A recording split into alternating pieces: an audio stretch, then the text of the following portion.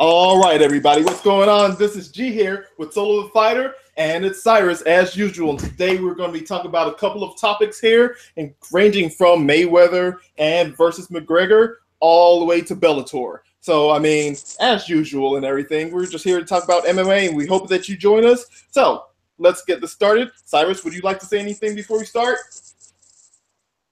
Hello, everybody. Glad to be back. Well, cool enough. Well, let's go ahead. And our first topic today is we are going to be talking about Bellator, basically catching up with the UFC. I mean, with all the signings and their pay-per-views actually doing well, I mean, it's just, this was probably inevitable. Like, what do you think, Cyrus, about everything that's going on with Bellator? And do you think that maybe sometime it'll be on par, if not equal to UFC? What are your thoughts on that? Well, basically, like I was one of the few back in the day that believed Bellator. Like as soon as basically the Scott Coker, I thought that like within 3 to 5 years they'd be close to some sort of parity, to at least being competitive. But I mean, it's gone much quicker. And Scott Coker's done an amazing job. And like when you look at the number of fighters, and not just any fighters, top talent, just jumping ship towards Bellator. Like I'm thinking by the end of next year, I'll have parity as far as like maybe not stars, but like elite fighters. They're getting it almost looks like every month they're getting. They got Lorenz Larkin. They've got Rory McDonald, who discussing to me, he has a legit claim of being the best welterweight on the planet. Like his style or not, is a legit elite talent as light heavyweight. They've got Ryan Bader, who's no joke, who just won the title. They've got, I mean, they just signed Gegard Mousasi, who's an MMA legend, who can fight at light heavyweight and middleweights. So, like he could easily, I can easily see him winning. That's how good he is. Because I mean, you look at the state of the heavyweight division in Bellator. Yeah, he could easily be a 3 world champion. So. Like, you know, and there's going to be more because, I mean, like, that ridiculous Reebok deal, you know, hurt the fighters. And if the fighters hurt financially, they're gonna, you know, it ain't even like it costs them money. It's making it almost impossible for them to, and I mean, that's just not good. So, and then, I mean, you add in the abusive, the way that the whole USADA deal was imposed on them, where it's just like it's draconian, it's unfair. Right. Fighters who got banned because it's just basically ignorant and draconian measures that they imposed on them just to make just to make it look like the UFC was clean, so they could package it and sell it as much as they could, which they did. So, you know, fighters are getting fed up, and fighters, you know, want to actually, it's not just about surviving, it's about actually making money. I mean, for Christ's sakes, they work for corporations that make billions.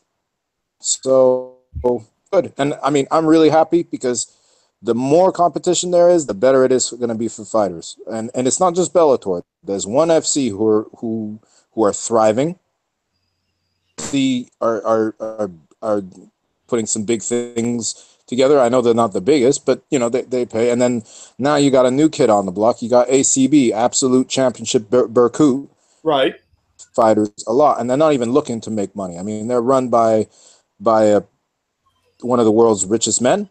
He's just an MMA fan, an MMA nut, and he just wants to collect as much talent as he can and pay them, and he pays them way over the odds. So that's good for fighters too. All right, so I mean, yeah, it's with Bellator and everything signing people. I mean, a lot of fighters, probably even lower paid fighters, who probably do have a little bit of spotlight. Do you think that Bellator would be willing to give them enough money to basically get them to come over to Bellator and bypass the whole Reebok deal. Do you think that a lot of like lower paid, lower tiered fighters would actually be accepted by Bellator in that aspect? Oh, absolutely. Scott Coker, he's very honest. Like he's all about the fighters, but with him, it's not about how famous. I mean, of course, if you're famous, but like even a lower tier fighter, I mean, there's two kinds of lower tier fighters. There's lower tier fighters who, who don't have the talent to compete at the very top. Fighters, I mean, basically, you could almost say that poor Mighty Mouse, who's one of the greatest fighters to ever enter the octagon, is a lower tier fighter because he doesn't draw very well, and like whatever reason, we can get into it later, but he's a lower tier fighter because he's traded like one. But like Cody Pfister was always treated like a dog in the UFC.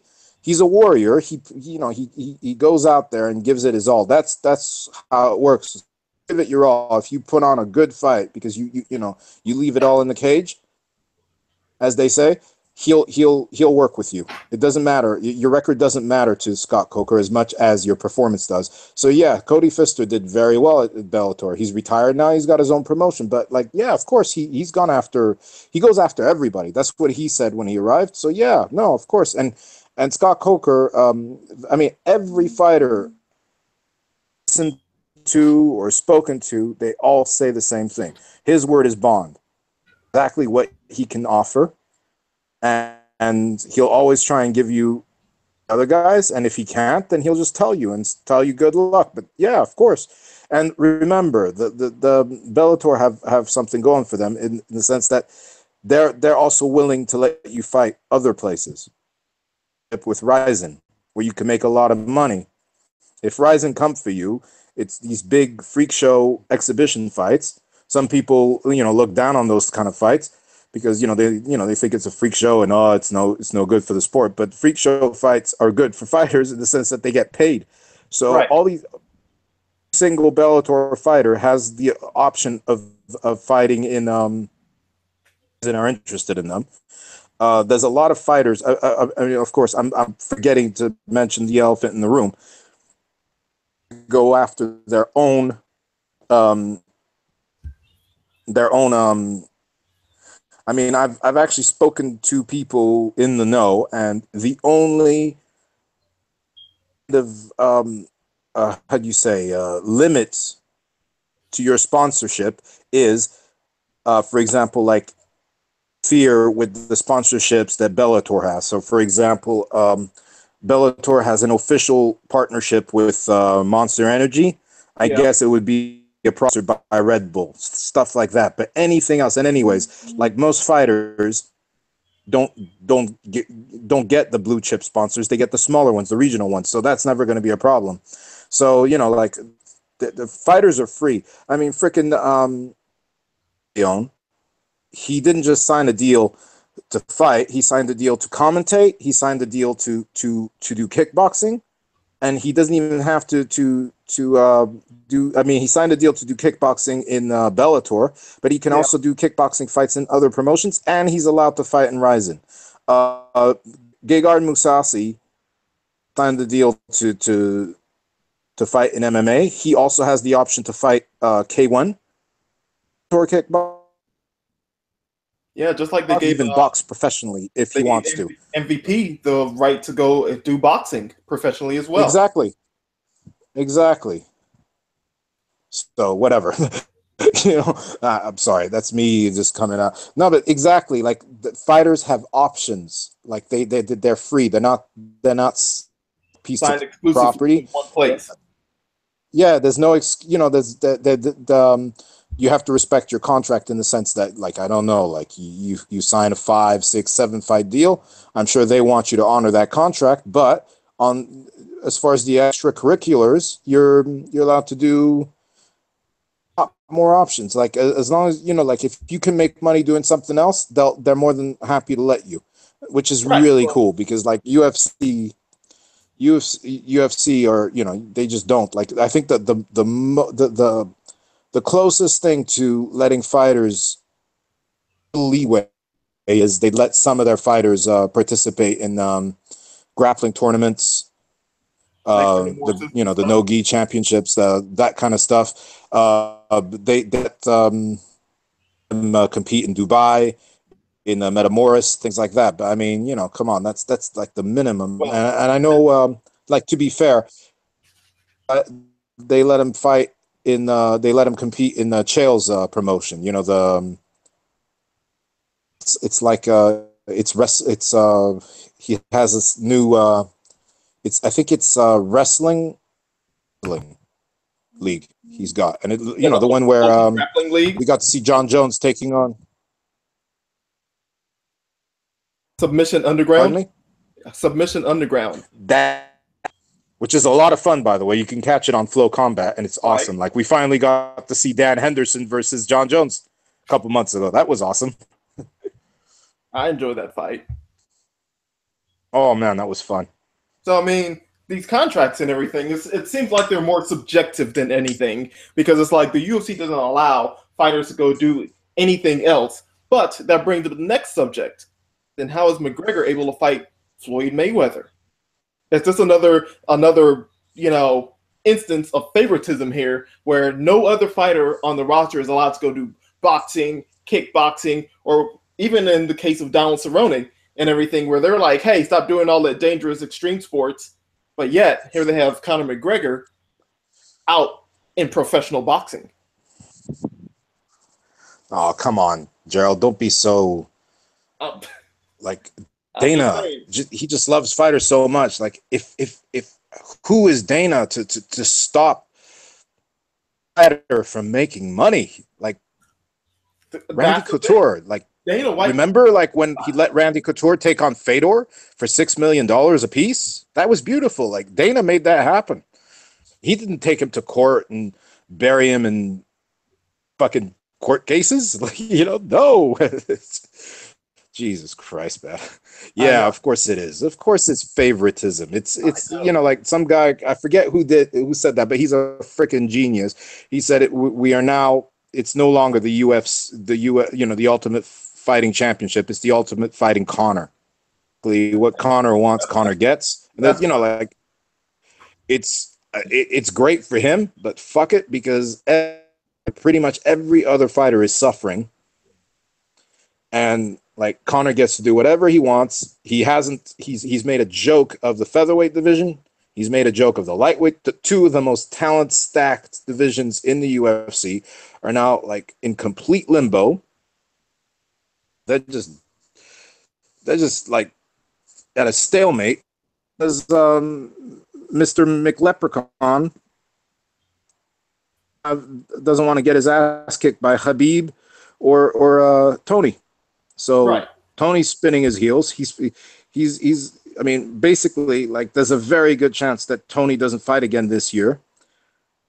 He should be getting, which is the title fight.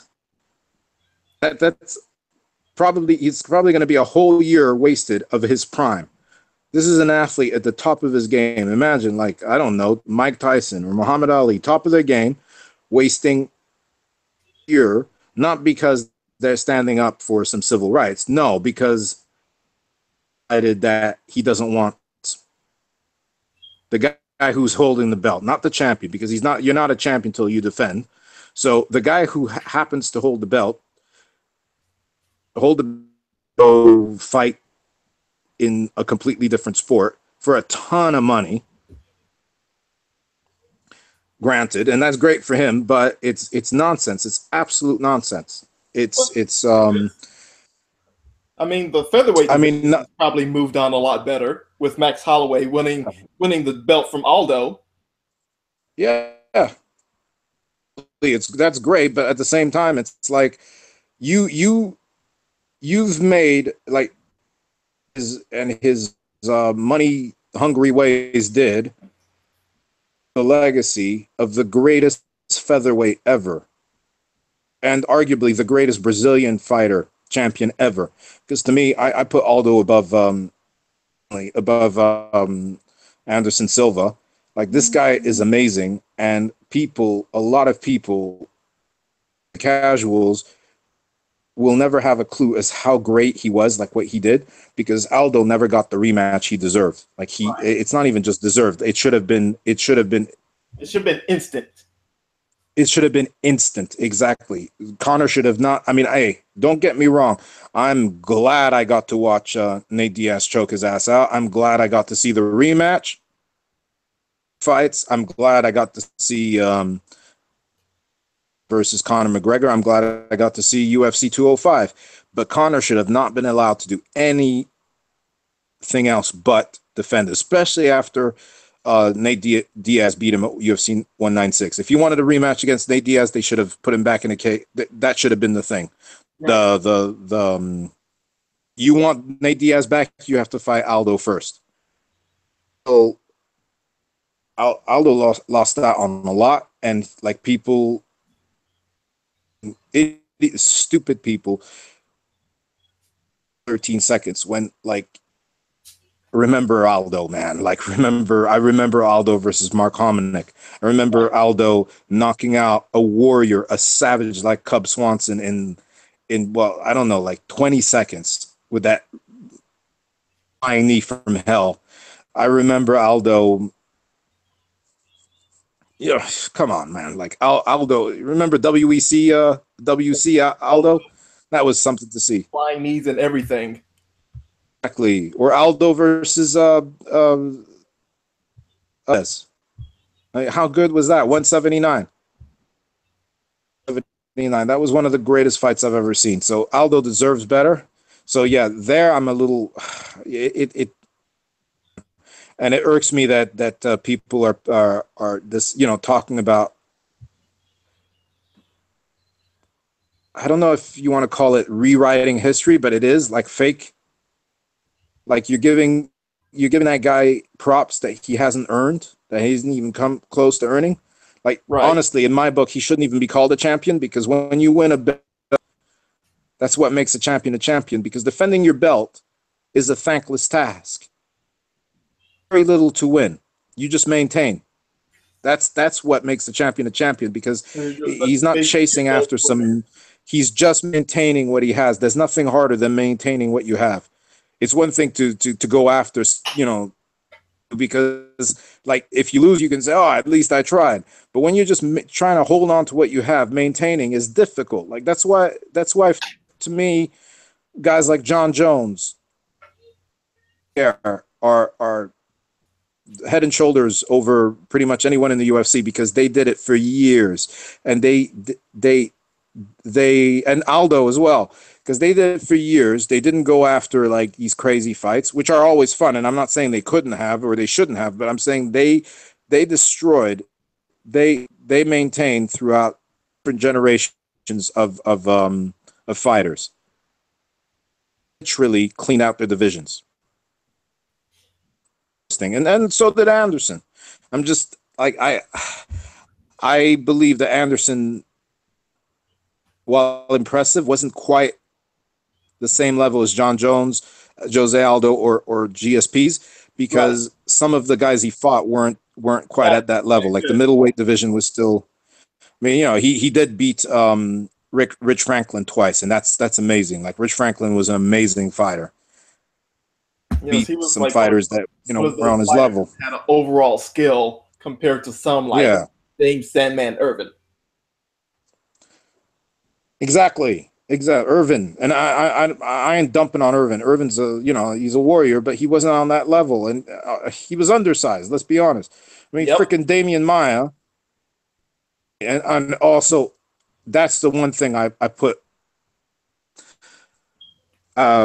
Anderson, like everybody loves talking about him as the greatest ever, but he was one of the most despised, hated fighters, because he put up some fights that were just horrible. And I'm not talking about boring fights where you tried and there was a stalemate. I'm talking about not even trying to fight, refusing to fight, like when he fought Maia. Final fights I've ever seen, it was completely, it was Anderson's fault, because I will not criticize a fighter for fighting, but he wasn't fighting. He decided that day he was just going to dump all over Maia, because Maia comes from a good family. him for being from, you know, like basically the Brazilian bourgeoisie. He did not fight. He never engaged. He just spent the whole time mocking him. So that was pathetic. And I hated that fight. I also didn't like his you know, the fight against what's his name, the other Brazilian cat. He has fight, like when he fights, what's his name?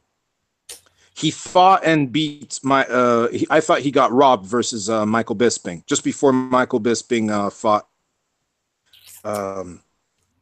Looks like a, you know, he's one of the best, most talented middleweights out there. It's just, it's up and down with him. What's his name?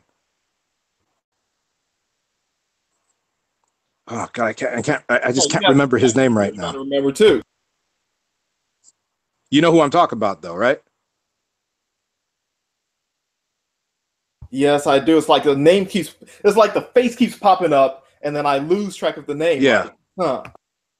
Okay, no, we both know who we're talking about. Well, yeah, him. He's got an awesome name too, and he's an awesome fighter, and he's got venom in his hands. It's just sometimes like it just won't be the right day for him. I don't know how it works with him, if it's like between the years, but there's days where he'll just be a complete destroyer, and he's one of the nastiest submission artists out there. But there's some days where he'll just rip right through. Like when he fought Tim Boetsch, he just completely destroyed him. You know, like basically folded him in half. And then he'll fight like the day he fought Krzysztof Jotko. Got out grappled by Krzysztof Jotko. So. It's lattes or something. Yeah, Thales ladies. Okay, there you go. I was like, come on now. I was just like, Gerald.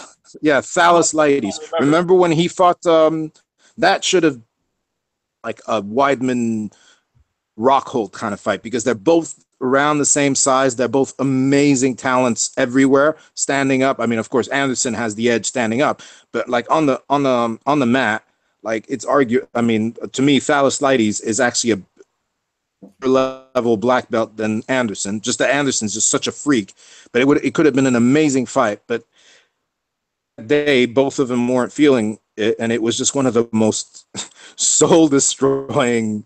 Like, somebody do something, somebody break his leg or something. You know, it was just horrible to watch. And I'm not one of these guys who's like, oh, I don't, you know, I'm not pulling a Dana here. Like, oh yeah, the best thing about that fight was the flight home. I'm just saying, like, the one time I'll criticize fighters is when they refuse to fight. Refuse to engage, then that's when I get like, you're taking the piss here.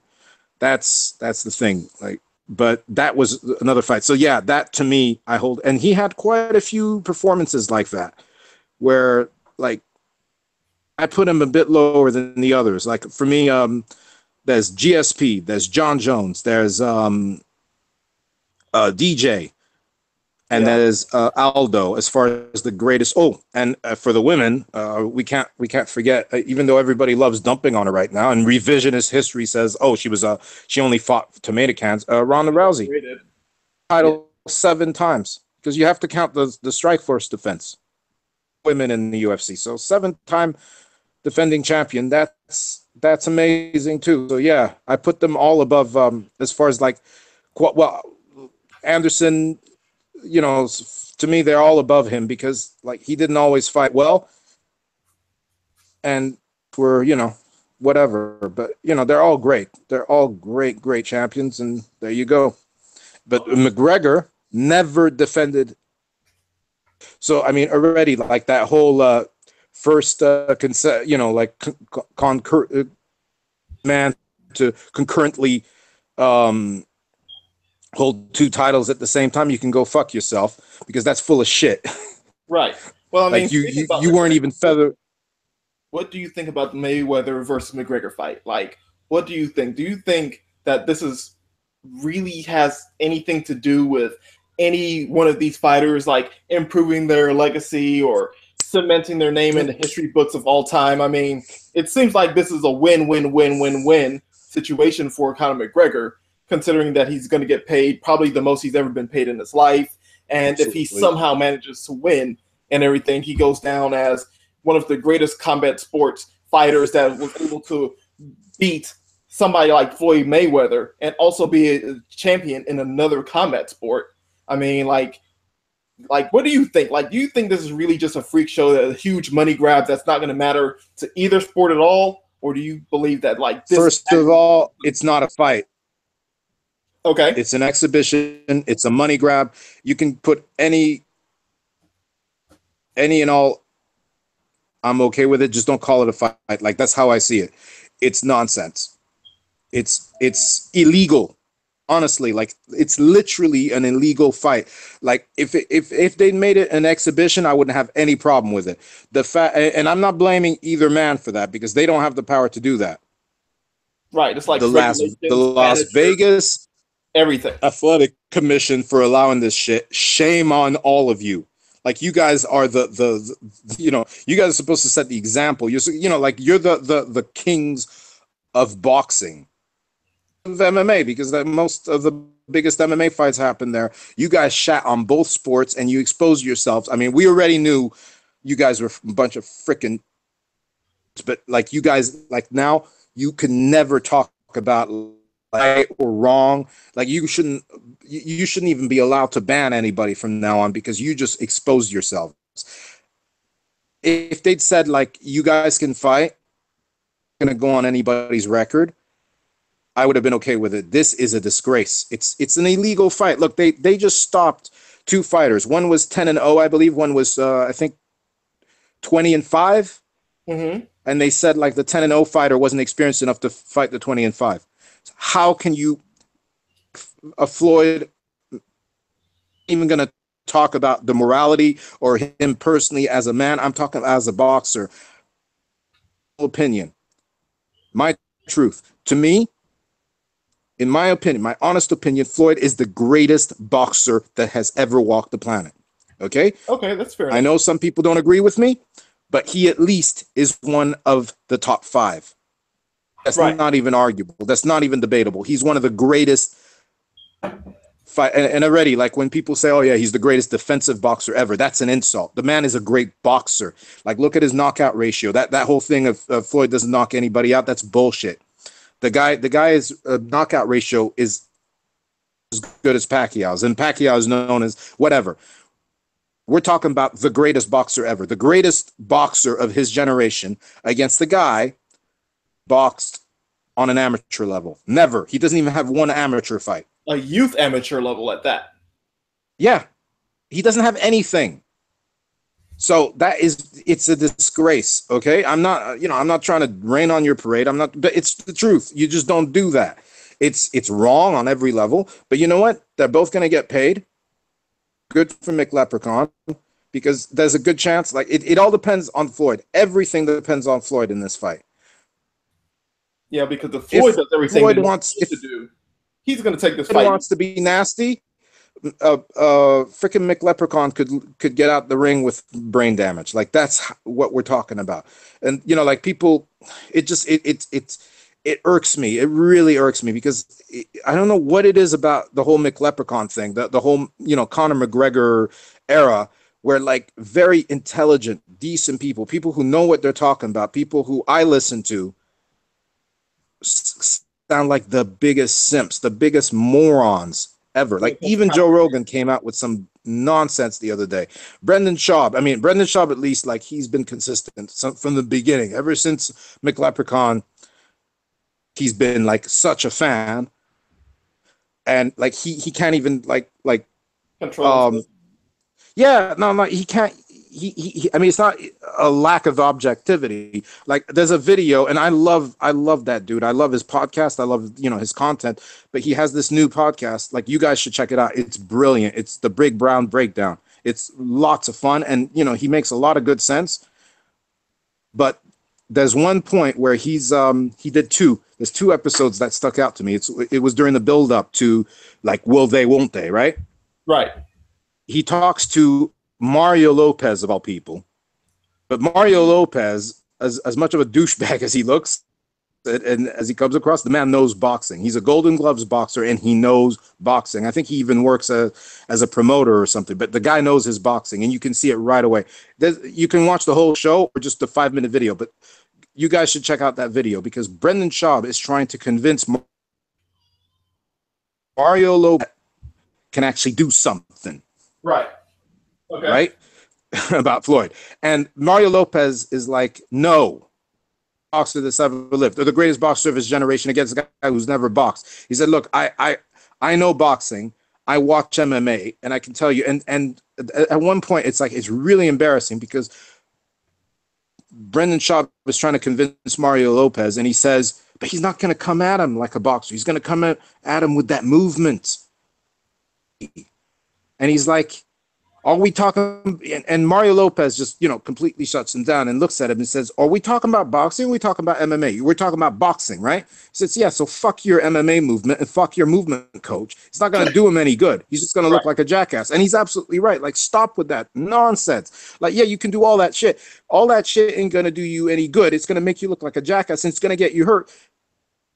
Kicks, because you're not allowed to freaking for a double leg or a single leg. That's not going to do you any good. Right. It's just going to, like, and then there's another one where he had Tony Jeffries. Tony Jeffries was Brendan Schaub's boxing coach in the second. Well, Tony Jeffries was an Olympic level boxer, and had a great. He quit early. And he was one of the few British boxers I could stomach because he held himself in a really good way. He wasn't a douchebag, and he was a really damn good boxer.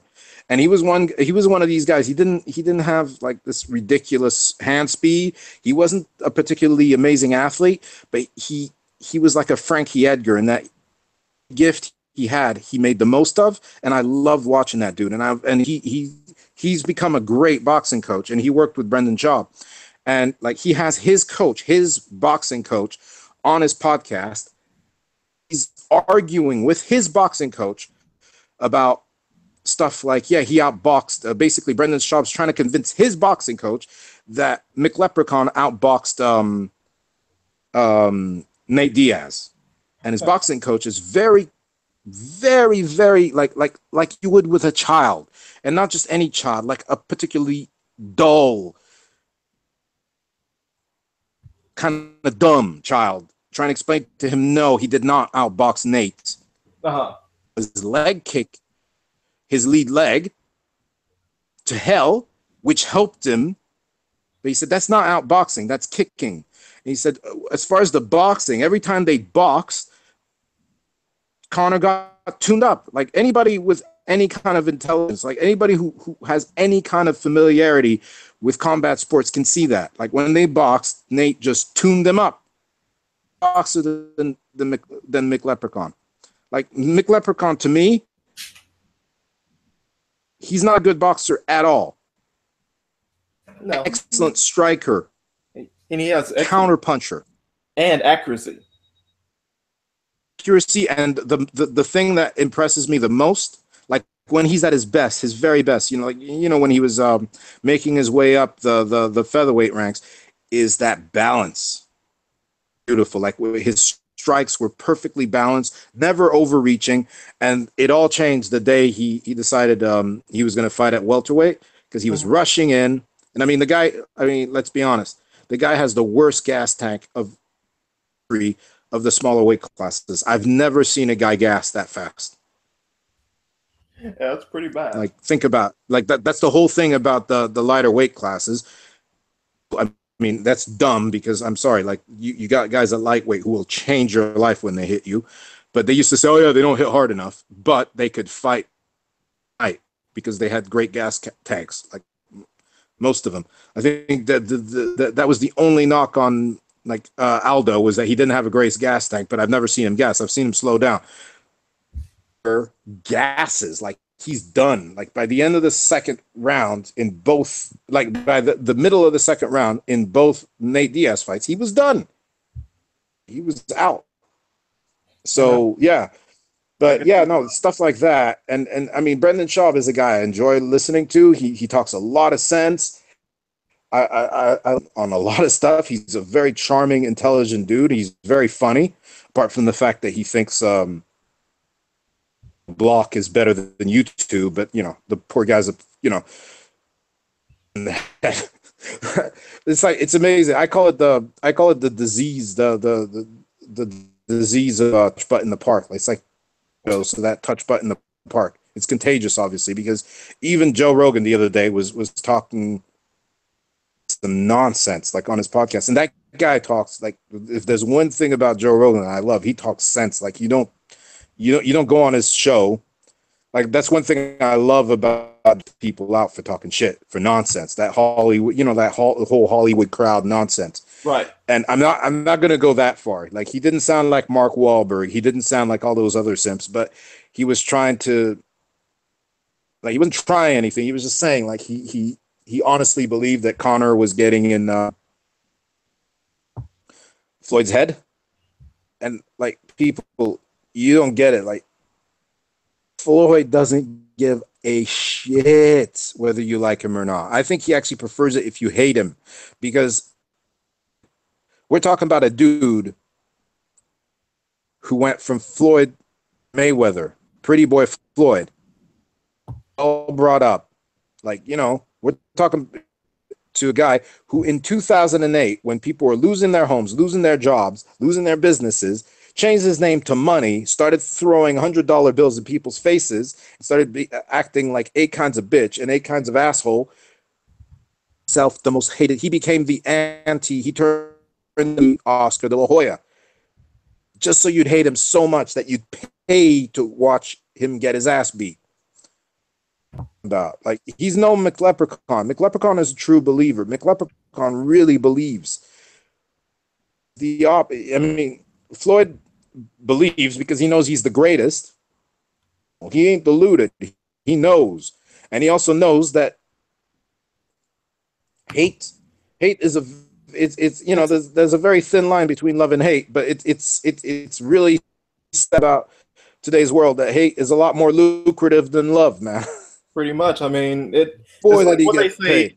in marketing. It's like, as long as you could get somebody to feel something, they are going to be engaged. It's crazy, right?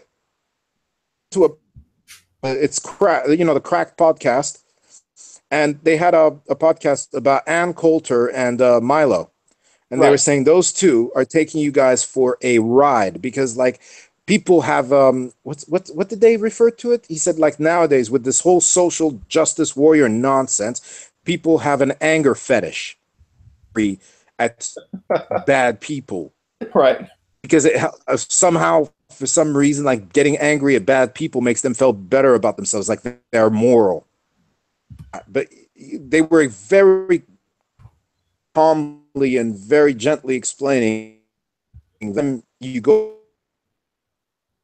channel and leave a comment or start talking about them on Twitter or tag them on Twitter, putting money in their pockets. Like, we're in the social media age. Like, the more responses they get, the more hate they get, the more they get paid, because people, that's how they get the money. The more responses they get, and the more example being that one girl, that one Cash Me Outside girl. Another great example. Yeah, she's like what? She's like, yeah. Well, you know what? 15, made one statement. Everybody hates her. Now she's making $1 million a year. I mean, that's just how it is. Emotions make money. Good for her. I actually, I'm not watching her shit, but I'm happy for her, man. I wish I was 15 to make $1 million from saying one thing and people hating me. I would totally take it. Good for her. Like, I don't know very much. I saw the video. I thought it was funny. She's kind of funny, but whatever, man. Like, understand why people hate her. She doesn't. I mean, I didn't see enough to with her. Like, she obviously, she's obviously a hood rat. But who isn't these days, man? You know what I mean? Like, or remember that other guy? Obviously, ghetto guy. Which one? He was fun. Yeah, exactly. Which one? No, it's somebody a house got broken into. A do-rag on, but he was really obviously gay. He was really flamboyant about it. Like, you stupid for real or something? Yeah, him. Dude, that guy made me laugh. Yeah, he got paid for a while, man. Like, we don't hear from him anymore, but he got paid. And what about the lady that you know, on the says phone. nobody has time for that. Yeah, that one I saw like once or twice. No, I'm talking about the guy. I think he was like okay, I don't want to say the R word because everybody gets upset about it. I think he had like these like Mental handicap. deficiency issues. Yeah, he had issues, but he called people, prank called them, and he'd say this line. No, I don't know that one. He even got it was like 2 years ago. Uh-huh. Dude from I think he was from Cleveland, and he had this line. It killed. It was questions, and then he basically it was prank call. I forget what he. Not even like somebody the voting with his line. Hmm. What was that line? Oh god damn it, we're going off. I'm going off, but yeah, no, No, it you're was. fine, man. But yeah, no, it's a He's direct. nuts. He's nuts. These Yeah. nuts, Gerald. Oh, Remember that guy? okay, These yeah. nuts. that, That was brilliant. but no, yeah, but yeah, it's like He emotion got paid. generates cash. Like Yeah. emotion. That's just how it runs. And it's like Floyd Mayweather, Conor McGregor, all of them are just riding this huge wave on the emotions of people and making. I mean, just to get people to come to a press conference, people pay to go to those press conferences. Yep. And I mean, and the funny thing is, a lot of people went to those press conferences just to boo Floyd Mayweather. I mean, Exactly. And that's you know what the insanity. joke is? Like people actually went there to boo him, and he actually let him in on the joke, and they were too dense to understand. He was like, "You guys, you love him, but you're letting him freaking ring with me. I'm going to destroy him. You're gonna pay out of him because that's don't get it twisted, people. All that Ito Portal nonsense is not going to do him any good. If anything, it's going to make it worse because it's giving him a false sense, this delusional sense that he can actually, like, oh god, I've heard every Tom, Dick, and Harry talk every bit of nonsense. Like, stop listening to those guys. Listen to Paulie Malignaggi. He'll tell you what's up. Right. The fact, that whole, oh, he's so much bigger than Connor. I mean, sorry, Connor's so much bigger than Floyd. Yeah. That's going to make it worse.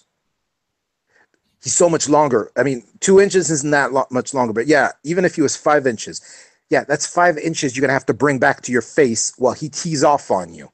Right. And it's like a lot of Stuff about these fans, they're not listening to boxing people. They're listening to either MMA personalities or the corner of Conor McGregor themselves. It's like you're following your favorite fighter into another sport. You would think that you would listen to the people who have actually been involved in that sport for decades now. Yeah. But that's not how it is. You have to be realistic in life. Like I loved Arturo Gatti. I loved the man. Like as a person, I thought he was awesome, and I loved the fighter, the guy. But when he fought Oscar, I was realistic. You have to be. Oscar was by then, I think by the time he fought Oscar, I think Oscar had already been beaten at least once by Sugar. Sugar Shane was probably the best, but Oscar is one of the greatest boxers that's ever lived. He was also like one of the technically superior boxers ever, and he was fighting a warrior, a guy that, like, he had talent, but he was such a warrior, he ignored that talent, and that was Taylor's tee off on him, and that's what happened. Right. I love Fernando Vargas, but wrong with Fernando Vargas. But one thing about Fernando Vargas was he was the typical fighter that needed to be protected from himself. So, like, I love Fernando Vargas, and I wanted him to win. But when he fought Sugar Shane, like, you could kind of tell what was going to happen. It's like you have to be realistic. And I mean, we're talking about world-class boxers, right? That were obviously outmatched by their. We're talking about a guy who's an MMA fighter. He's not even close to being the best. He's not. He's the most famous. Yes, there's a difference between being famous, being a big star, and being the best. And he ain't even close to being the best. I wouldn't even put him in the top 5 currently. There are 5 fighters in MMA that are better than Conor McGregor right now. Probably at least fighters in his division that could possibly be better than him right now. Yeah, I'd honestly pick the top 5 weights over him in any fight. The only question is, like, okay, fine, Edson Barbosa, right? Is in the top 5, right? Yes, he's in the top 5. Yeah, Edson Barbosa is probably the most talented right now. Like, as far as like just having it all, like he's really good on the ground, striker. He's got this ridiculous kicks, ridiculous strikes from every angle you can imagine. He's basically the Jose Aldo with extra power of his division. The only thing is, it's with him, it's what, and he seems to have fixed that, is what mental state he's in, because he has had, you know, mental lapses. Like when you watch him versus Michael Johnson. Yes, Michael Johnson. Great fighter, don't get me wrong, but he never got started versus Michael Johnson. Michael Johnson just teed off on him, and Edson Barbosa got into his shell and just went into survival mode. Is as good a lightweight as far as talent. He's one of the most talented lightweights ever.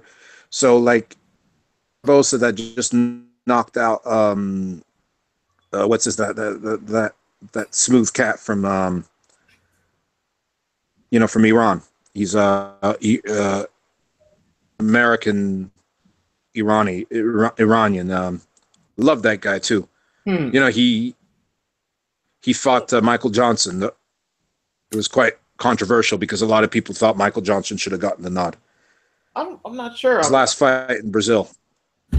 Man, awesome guy. He fights at Black House with Dos Anjos left, but yeah, him. What's his name? Oh, if we got another. You know, he knocked him out with a flying knee. Yeah, I can't remember. Jesus, he got submitted by Chiesa. But anyways, like it all depends which. But like as far like the only I have a question mark over would be him. Like which Edson Barbosa shows up. If the Edson Barbosa that's not thinking, that's just going straight. And even it's funny, like as knowledgeable an MMA analyst as there is, freaking Kenny Florian said, like, to him, match up from McGregor. I was pretty surprised he'd say that. To me, it was Habib or Tony.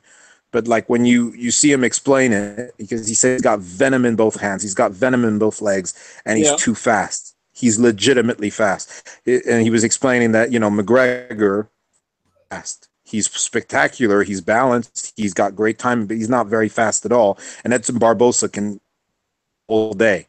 Like he said, Edson Barbosa could knock him out with just kicking his legs, just leg kicks. And it's true. Everything he said was true. So yeah, like the top 5, I'd pick all of them over McGregor. I'd pick Frankie Edgar, the guy that Conor avoided like the plague. At any, like whether they fought at lightweight or featherweight, if they fought, I'd pick Frankie Edgar for the simple reason that not let McGregor into his head. Right. He won't. And that's that honestly, 9 times out of 10, the guys he fought, mistake they made. Because I'm sorry, Chad Mendez, he doesn't. I mean, okay, fine. Like we're also talking, like we're ignoring the fact that picked his opponents, not as in like he handpicked tomato cans, but he picked the opponents that were out of shape on short notice. Like he did have the choice between Frankie Edgar and Chad Mendez. He picked Chad Mendez, who was like getting when Frankie Edgar was raring to go. He picked Nate Diaz.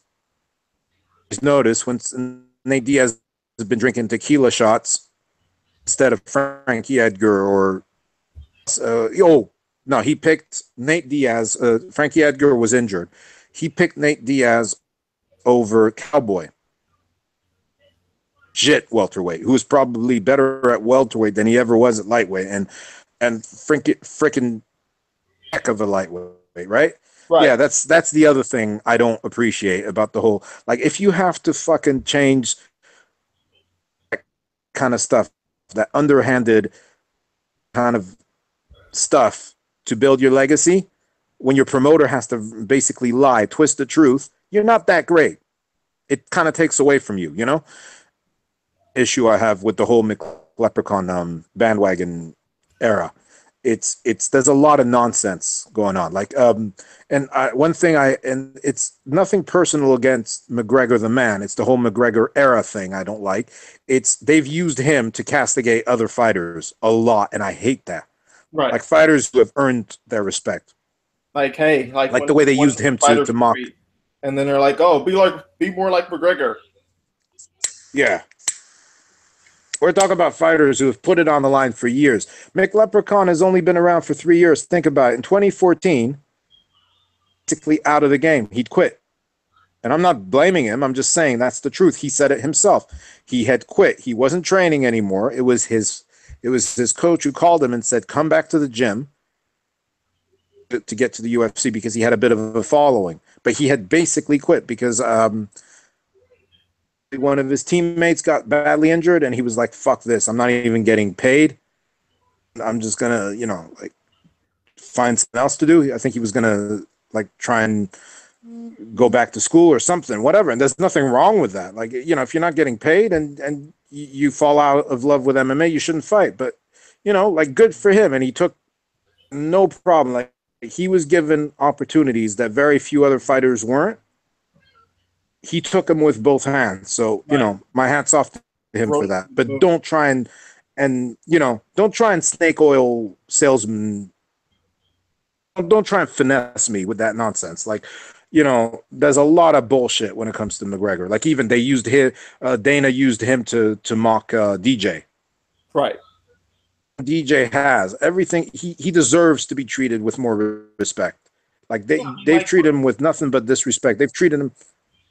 Yeah, I mean, like, it's kind of like, why would you do that? I mean, the guy just won the SB4 Fighter of the Year over Conor McGregor. Like people are saying, hey, we actually understand and recognize real talent more than what you guys are actually putting to the table, which brings us to the whole point of this fight between DJ and Dana White. Like, what do you really think is going on there? Do you really think that's just a case where Dana White is trying to bully Demetrius Johnson into doing what he wants him to do and possibly getting him out of the spotlight or finding some way to get rid of him by offering this? It was a disgrace. Fight? It was an absolute disgrace. Like, now Demetrius Johnson is saying that it was a misunderstanding, but before he told everybody the whole detail of what went on. And that didn't really sound like a misunderstanding there. I mean... Yeah, no, I hate it when fighters do that. Like, there's no misunderstanding. Like, basically, Dana, he completely disrespect and insult one of the greatest fighters he's ever had. Dana also outed himself, who has lost complete. I mean, he's already done it, but like, doesn't even understand. It's really sad because he's been in the fight game for like 30 years now, and he's like so full of himself. His head so full of money or what, like whatever he's up to, lost track of the sport. He doesn't understand. Like, a draw. What DJ brings, even if he's not a draw, the fact that he's not as big a draw as he could be, maybe he'll never be a top draw. Fair enough. Like, whatever. Draw. If you'd given him 100% of all Tiger, like as far as attention, more of a draw. I'm convinced of it because that guy's awesome. People love that dude. Have you seen his channel, like his I always forget the name of that. Pardon me? Are you talking about his Mighty Mouse Game channel or what? His Twitch. It's Twitch, right? Yeah. Yeah, on Twitch. He's got like I think he's got like 5 million followers on Twitch or something ridiculous like that. People love that dude. He's charming. He's intelligent. He's witty. He's also got like a really mischievous, playful side. But he's also like, I could listen to that guy talk about hours. Like he's been on Joe Rogan twice, and those were two of the best episodes ever. I mean, I put him up there with like the Dominic Cruz episode. These guys know fighting. Like, it's not just they know fighting; they can talk about fighting like very few people ever will. Look at his comments about Ronda, and I mean, people completely misunderstood him because freaking being encouraging. It's called tough love. It's not him dumping on Ronda, but whatever. Like he's got this way of seeing, which is on a completely different level. And you have to hand it to him because the guy's one of the greatest fighters. I mean, the guy's barely human. When he fights in there, he takes like where the UFC have let themselves and him down in the sense that he took one of the greatest Brazilian jiu-jitsu ever in his last opponent. Again, I'm sorry, I can't remember his name. But Hayes, that guy has been teaching black belts, is on such a high level. Like he does. Luke Thomas actually talked about it. He said, I've been to and it was exclusively black belts. Like the guys in the crowd learning from belts. They were just black belts trying to get better, and he was teaching them. That's how good this guy is. And DJ took him, and nobody should be able to do to this guy. Like, he submitted him, and he made him look like a tomato can. This guy's a damn good fighter. Right. And like, this is how amazing he is. He took, I mean, like, is a monster. John Dodson hit, like, this guy hits as hard as a lightweight or a welterweight. That's how hard he hits. And then on top of it, you add the fact that he's the probably the fastest fighter in UFC history. That guy's ridiculously fast. And look what he did. He shut him down. Like, the first fight was a beautiful fight because John Dodson had her hurt twice. Right. You know, like, that amazing fighter. I never miss a fight with him, but they never promoted him right. They never plugged him right. For Dana to say, oh, we built a show around him. You see DJ 5 minutes during that whole show. Shut the fuck up. Don't, you know, like, they don't even embarrassing to hear. But you know what? You know what's the worst sin? Sorry, go ahead, Gerald. Oh, no, I was just putting in there that they don't even build the cards under him as well either. It's not exactly. They put him on the worst fucking cards, like freaking bummer cards. Like, for example, UFC 186. This was supposed to be Rory. Everybody forgot about that. It was supposed to be Rory versus what's his name? Cuban Cat. The Human Hook. Remember that? Yeah, it was supposed to be headlined by Rory versus Hector Lombard. Okay, yeah. You remember, Rory was supposed to be next in line against Lawler. They screwed him over. They decided to, like, Dana and all his wisdom decided to set up Rory versus Johnny Hendricks for a third time, and said, "Oh yeah, we're taking the title shot away from you. We're going to give you Hector Lombard." And I was pissed off, but I was like, "That's a good fight. Like, who wouldn't want to see Rory take on Hector Lombard? A good pay-per-view." But then Hector pissed hot, so they took him off, and they decided, you know what? Fuck Johnny Hendricks and his fat ass, because we don't even know if he's going to make weight. So they gave, you know, they put him back into the title shot, and, you know, the rest is history, right? Probably the greatest welterweight title fight ever. And but instead of like reworking it, and then it was supposed to be versus Hanan Barral. Yeah. And that fell out because TJ got injured. And instead of like restructuring it properly, like, they didn't even bother promoting it. They said, "Oh yeah, DJ is the new main event against Kyoji Horiguchi," and they did not even bother promoting it. And that's an amazing fight. Kyoji Horiguchi is an amazing fighter. I think they Top 5 made him fight. Yeah, they pushed him too quickly. Like they put him in a title shot way too quickly, but they didn't even do him the favor of promoting them, like saying these two are amazing. And that fight, that was probably the lowest pay-per-view in like 10 years. It was ridiculously low. So whatever, like they've failed him in so many ways. But the worst thing, like forget the morality, forget the disrespect. Like as a promoter, you're an idiot. Ways a guy that's it's not just how many pay-per-view buys a fighter brings you. He's the greatest fighter walking the earth right now. Now you know Jones is suspended, so he's out of the equation just for now. Pound for pound fighter.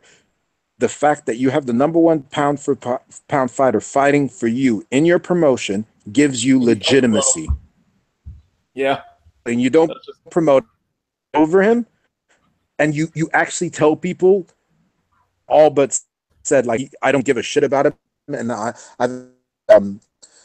throwing his whole division out because it doesn't draw. Like you're basically telling people, yeah, you don't care about legitimacy, that you don't respect. Yeah, you don't just care about money. You just outed yourself as a fucking moron. Like you for years you were saying this is a sport. Like when you guys were fighting for survival, when John McCain, the freaking hypocrite son of a bitch, was trying to kill you, that narrative, rightly so. That's what saved your sport.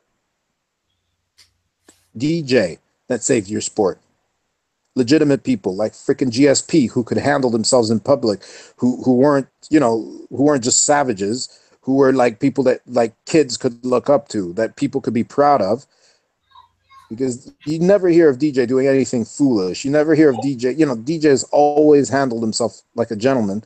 And you're telling me that that you don't care about that. That like basically like you're basically calling him a coward because he won't fight.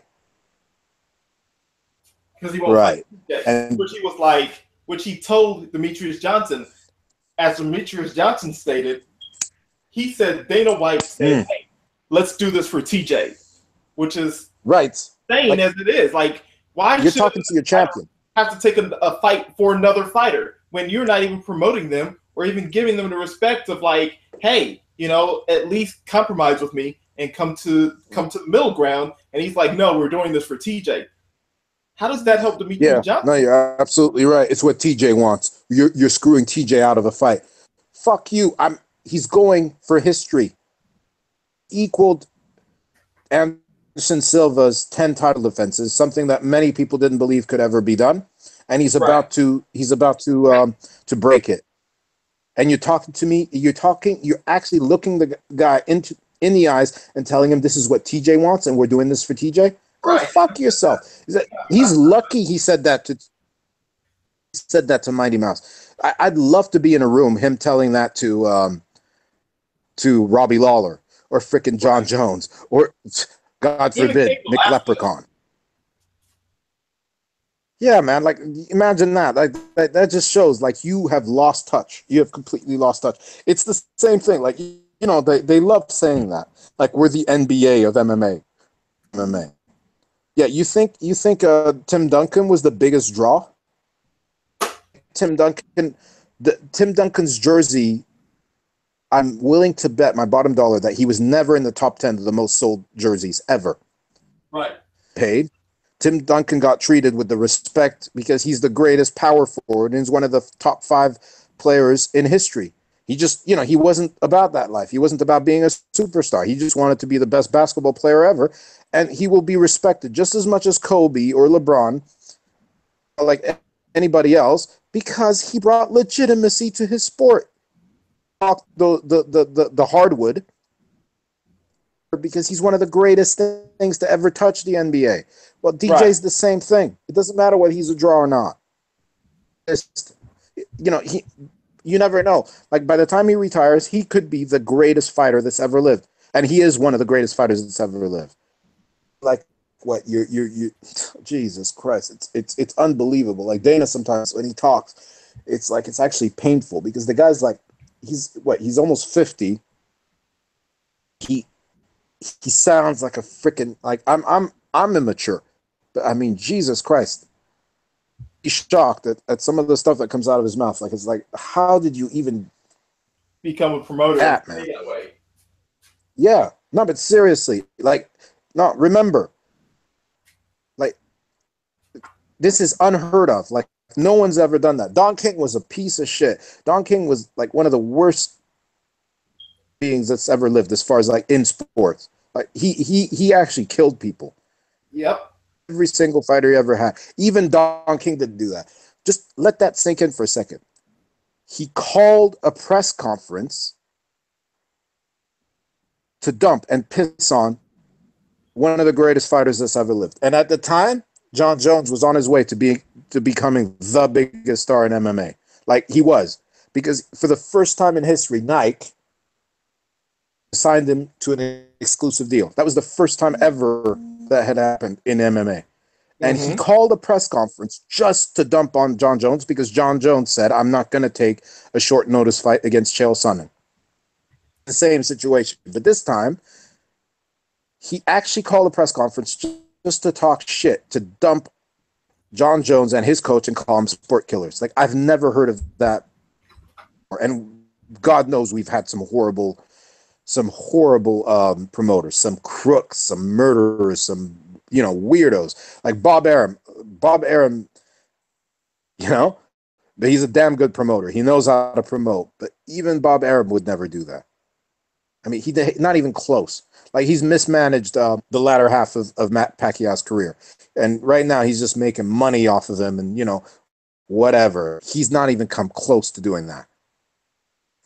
And even like his handling of, I think that's probably our next segment, but like what he did to Amanda was embarrassing. But I mean, he's done it so many times. I mean, we started about post UFC 167, his greatest champion because his greatest champion in the sense that he was a huge draw. That put a foot out of line. You never heard of GSP like getting arrested. Or, like the devil coming after him. Remember Rampage? I love Rampage. You've never heard of freaking, GSP on the cocaine or, driving his car into a pole with a bunch of prostitutes in the back or, whatever. He's never stepped a foot out of line. And the way it wasn't even dumped on him. It's just he insulted him. Right. He spoke like sometimes he basically spoke of GSP like GSP was a piece of meat. GSP owed the UFC. He owed the fans and he owed Johnny. Like seriously, Johnny, like you owe Johnny. Johnny stopped fighting. Johnny had a chance to beat the greatest welterweight in history, but Johnny and his entitled ass decided, I've won, so I'm going to stop fighting, just like he did against Robbie. Don't ever forget. When Johnny decides he's won the fight, and it's cost him. That's the way it works. Like, you don't stop fighting till it's over. It's not, radical. Pardon me? I said he's still paying for that type of behavior to this day. Yeah, man. Now I'm almost feeling sorry for him. I only hate. I think I'm getting close to hating on Verdun because the way he carries himself and the way he's just such a bully. But there's only one fighter I completely despise in MMA.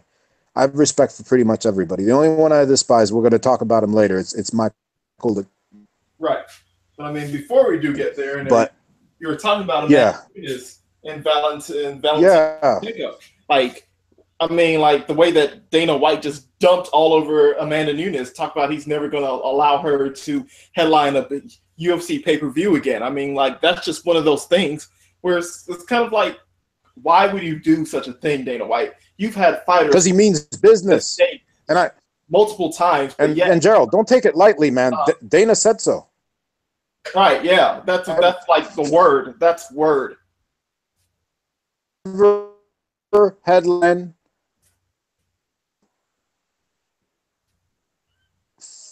For months.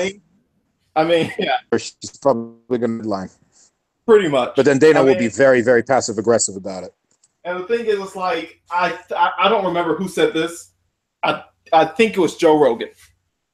And I think it was Joe Rogan who said this, that Dana White might have a CTE Yeah, very interesting. Yeah. He was. It was a great podcast episode too. Yeah, no, but I think it's true. No, but there's Right. the actual proof that that happens. You And that's know, just like the impulsive gambling, the impulsive decisions, like on the fly with millions of dollars and a company worth millions of dollars.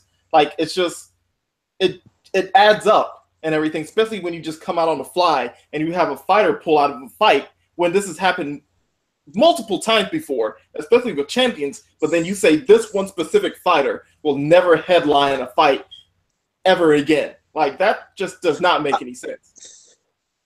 stop doing that because he's just making a fool of himself. Like he said that about John Jones. He said that about so many fighters. Like it's embarrassing. Like it's just like now, like who's any even close to being a hardcore, like I mean not even hardcore, just like who's watched more than 3 or 4 UFC pay-per-views knows that like basically whatever Dana says is just bullshit.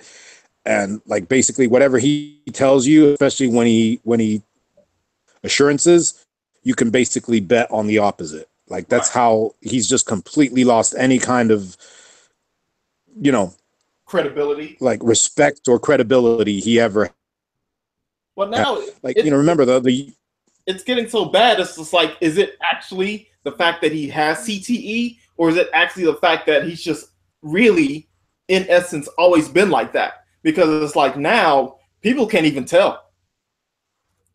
well, Dana's always been a bit of a brat. Like he will, you know, like he will throw fits, but that's just him. Like I believe that Right, but never like this. he or not, I think he's always been like that. He's always been a bit of a bully. I always thought of Dana as a frustrated fighter, and there have like that, like guys who wanted to be fighters, and for whatever reason it didn't pan out, like lack of talent or just like they didn't have it in them Right. to be fighters, because it's not for everybody. But this, even without even realizing it themselves, it's like be a great man or fuck with a great man or kill a great man. And I think there's a bit of that in Dana. Like I think he gets off, whether he knows it or not, he gets off on controlling and messing, like controlling could just destroy him, like physically. Like he enjoys being passive aggressive with them, or messing with their careers, or whatever. He enjoys the control he wields over him. He he's got a big mouth, but he says a lot of things. He likes to talk tough. You give it back to him, he gets all passive aggressive, like he did it to Luke Rockhold recently. I'm just glad fighters are finally standing up to him and calling him out on his bullshit, because basically you push Dana, like you give Dana back shit, he can't handle it, and he'll get all passive aggressive and start like arguing like a 2-year-old. Yeah, well 3 years ago you did this wrong, so there, shit like that, and it's pathetic. But it's funny, the Amanda Nunes, I see it both ways, because Amanda Nunes wasn't blameless. Like, call me really paranoid, call me a conspiracy theorist. I honestly believe Amanda uh,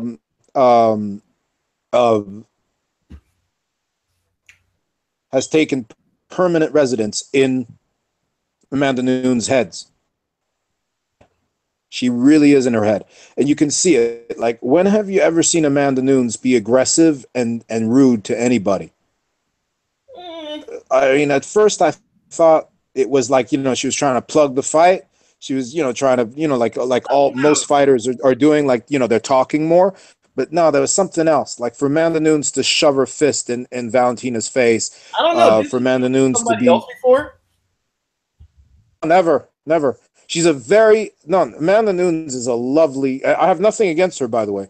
Amanda Nunes is fierce. She's a lioness in the cage. Mm-hmm. As soon as before the fight, after the fight, she's as nice as anything. She was like that with Kat Zingano. The night, like the weigh-ins, yeah, she'll get in your face. She'll smile, that creepy smile, like I'm gonna fuck you up, bitch. But she's always nice, and she's just a lovely, lovely woman. Okay, there was that shit with Ronda, but it wasn't even like really Ronda she went after. It was more, it was passive aggressively towards the UFC because of the way they treated her. Like they treated her like an afterthought. Like like Rogan said. Like, you know, because they fired all the MMA people in the UFC, you have a bunch of freaking suits, and they were referring to Amanda as cannon fodder. That must Yeah. have not been nice for her. So, like, for her to react the way she did, I got it. I'm a huge Ronda fan, but when she just went ape shit and like, yeah, forget Ronda, I was like, okay, good for you. I get you. It must have been, you know, it must have been really unpleasant for her. But with Valentina, it was completely different because Valentina's not a trash talker. Valentina's respectful, but she will tell you what time it is. And she's saying, all she said was that first fight, and yeah, that's the truth. That's not trash talk. Was gassing. Amanda was very close to being finished in the first fight. She was done in the third round. Said I could have won if that had been a 5 round. Even if the third round had lasted like 2 more minutes, I believe I would have gotten the finish. That's it. That's what she said. Said this time I'm going to win. And Amanda got really aggressive. She got, you know, she went out of her way like, oh, shut up. I've never seen Amanda talk like that in a press conference. I remember the most polite call out in UFC history was probably her calling out Misha after Misha won her title. Right. Misha, I love you, but please, we need to fight. We need to fight for the title. You know, it was like that's how she is. And even like her interactions with pretty much anybody else is nice. But I'm not to question her right to be nasty. I'm saying the way she was behaving around Valentina, and even Valentina picked up on it. She said she's behaving erratically. I'm in her head. She's like the stuff she's telling me is not making any sense to me. All that makes sense to me is that I'm in her head because she's behaving like you remember the whole fist face at the summer press conference. Yeah. There was no reason for her to do that. I'm telling you. I'm not saying she's afraid. I'm not calling her a coward. That's not what I'm doing, but I'm telling you in her head. And I'm not saying she wasn't sick. I'm just saying the way she had right. Like she didn't do herself any favors. I'm not defending Dana doing what he did. To like as a promoter, it's not even about. But it's funny. Like somebody, it was on a MMA beat. You know that excellent podcast. It's that roundtable with Luke Thomas, Ariel, you know, like Chuck Mindenhall, and they brought up a very interesting point. Is you know, is probably one of the biggest promoters ever in MMA, but he's not a professional one. He does root for certain fighters. Like when he's friends with a fighter, he'll be good to him. Good either because he's unprofessional. And he's saying like, I think he has it in for Amanda because she ended the career fight. Like for years, it was Dana. Him and Ronda was even more like it was almost like Ronda was his daughter or something. Because she's making that's actually. Like any other promoter, out of here. But actually, that's a very valid point. Like the career, and she ended it in a very devastating way. Like Ronda was never able to get anything going. So you're saying that's something to think about, and maybe that there's something there too. No, but the way Amanda went out about her business because she was extremely aggressive. The minute that fight was made. Extremely, like she was out of character, extremely aggressive. It's not just aggressive. She was rude. She was erratic.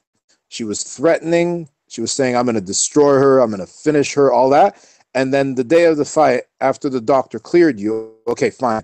Like, I'm not even take that back because that was the UFC doctor. The UFC doctor, you could have like your leg half hanging off. They'll clear you, won't they? Like, that whole debacle with poor Jose Aldo. So, yeah, fuck the UFC doctor. But what I'm saying is, like, actually kind of believe, okay, I can't believe I'm going to say this, but it kind of makes sense to me when Dana said it was 90 mental, but I think it was more mental than physical. I think there's a chance of that. And that's the thing. I agree with that as well. But here's the thing. Being Amanda Nunes and everything, if she really knew that if that match, her first match with Shevchenko, if it would have lasted like a minute or two longer, she could have lost. Any little tiny deficiency or flaw in everything that she would have brought into that ring would have made that situation true. And that's one of Absolutely. those things where if I don't go in here at 100% to fight Valentina Shevchenko, I am going to lose, and it is going to be bad, and that's going to end everything for me. So I think she said, I'm just going to take the heat for this. And I could possibly come back after I go in 100% and win, rather than go in at 90% and lose everything. Yeah, but you're absolutely right. I'm not calling into question her right to pull out. I'm not doing that. I'm just saying, like, this is how I see it. And basically, what else I'm saying is the way she did it. Like, it's not sometimes it's not what you do, it's how you do it. The way she did it wasn't good for her. I'm talking about, like, if I'm her manager or what's it called? Like, you know, like I'm talking about optics. Like, from where I'm standing, it didn't look good for her on her behalf. What I'm saying is she has every right not to fight. She's, you know, like, you're risking, like, especially the way fighters are treated in the UFC.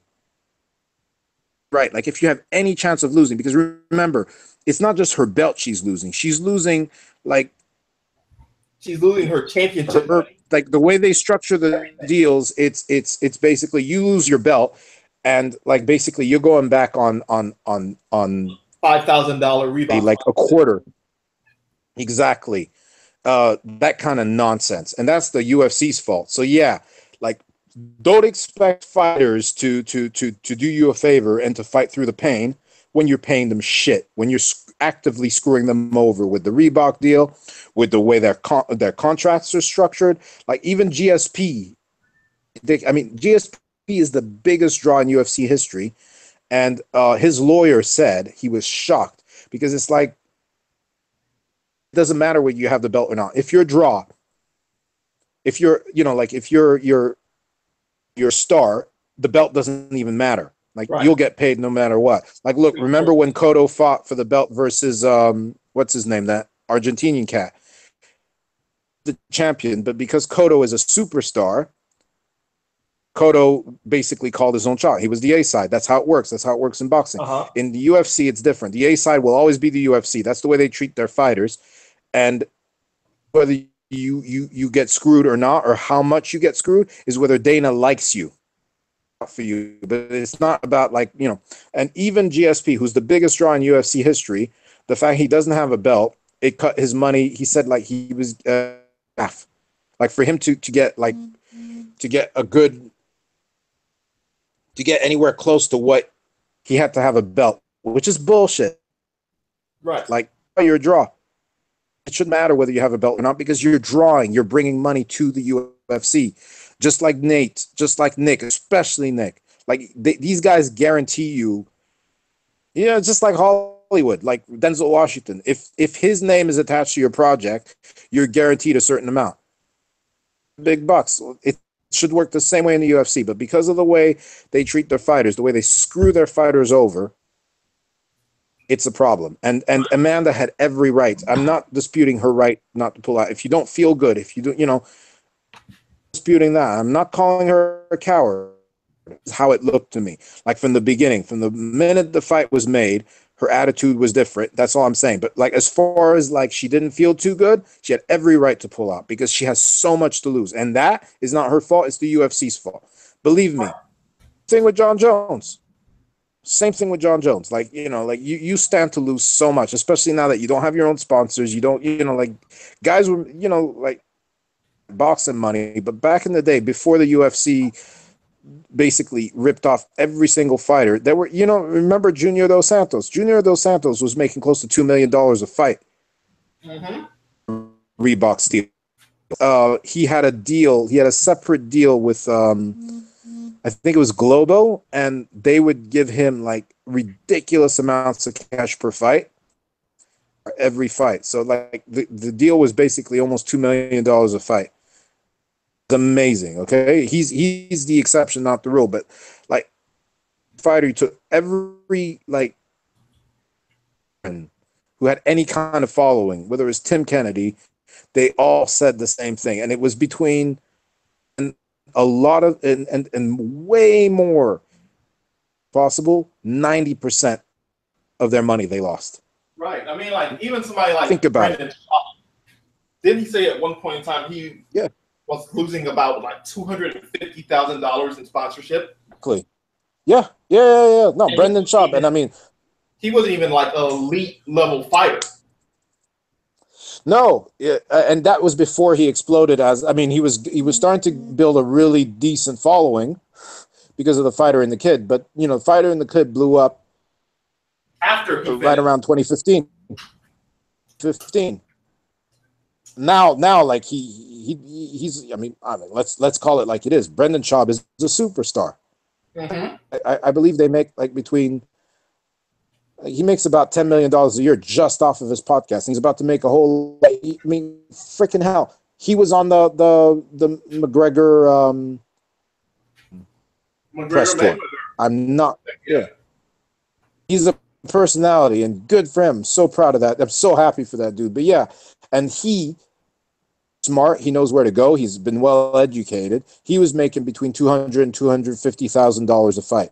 So can you imagine someone like Luke Rockhold, some like I mean, Waller, you know, like guys. I mean, even a freaking here's the good. I mean, Tim Kennedy. Tim Kennedy was making between 150 and 300 grand fight.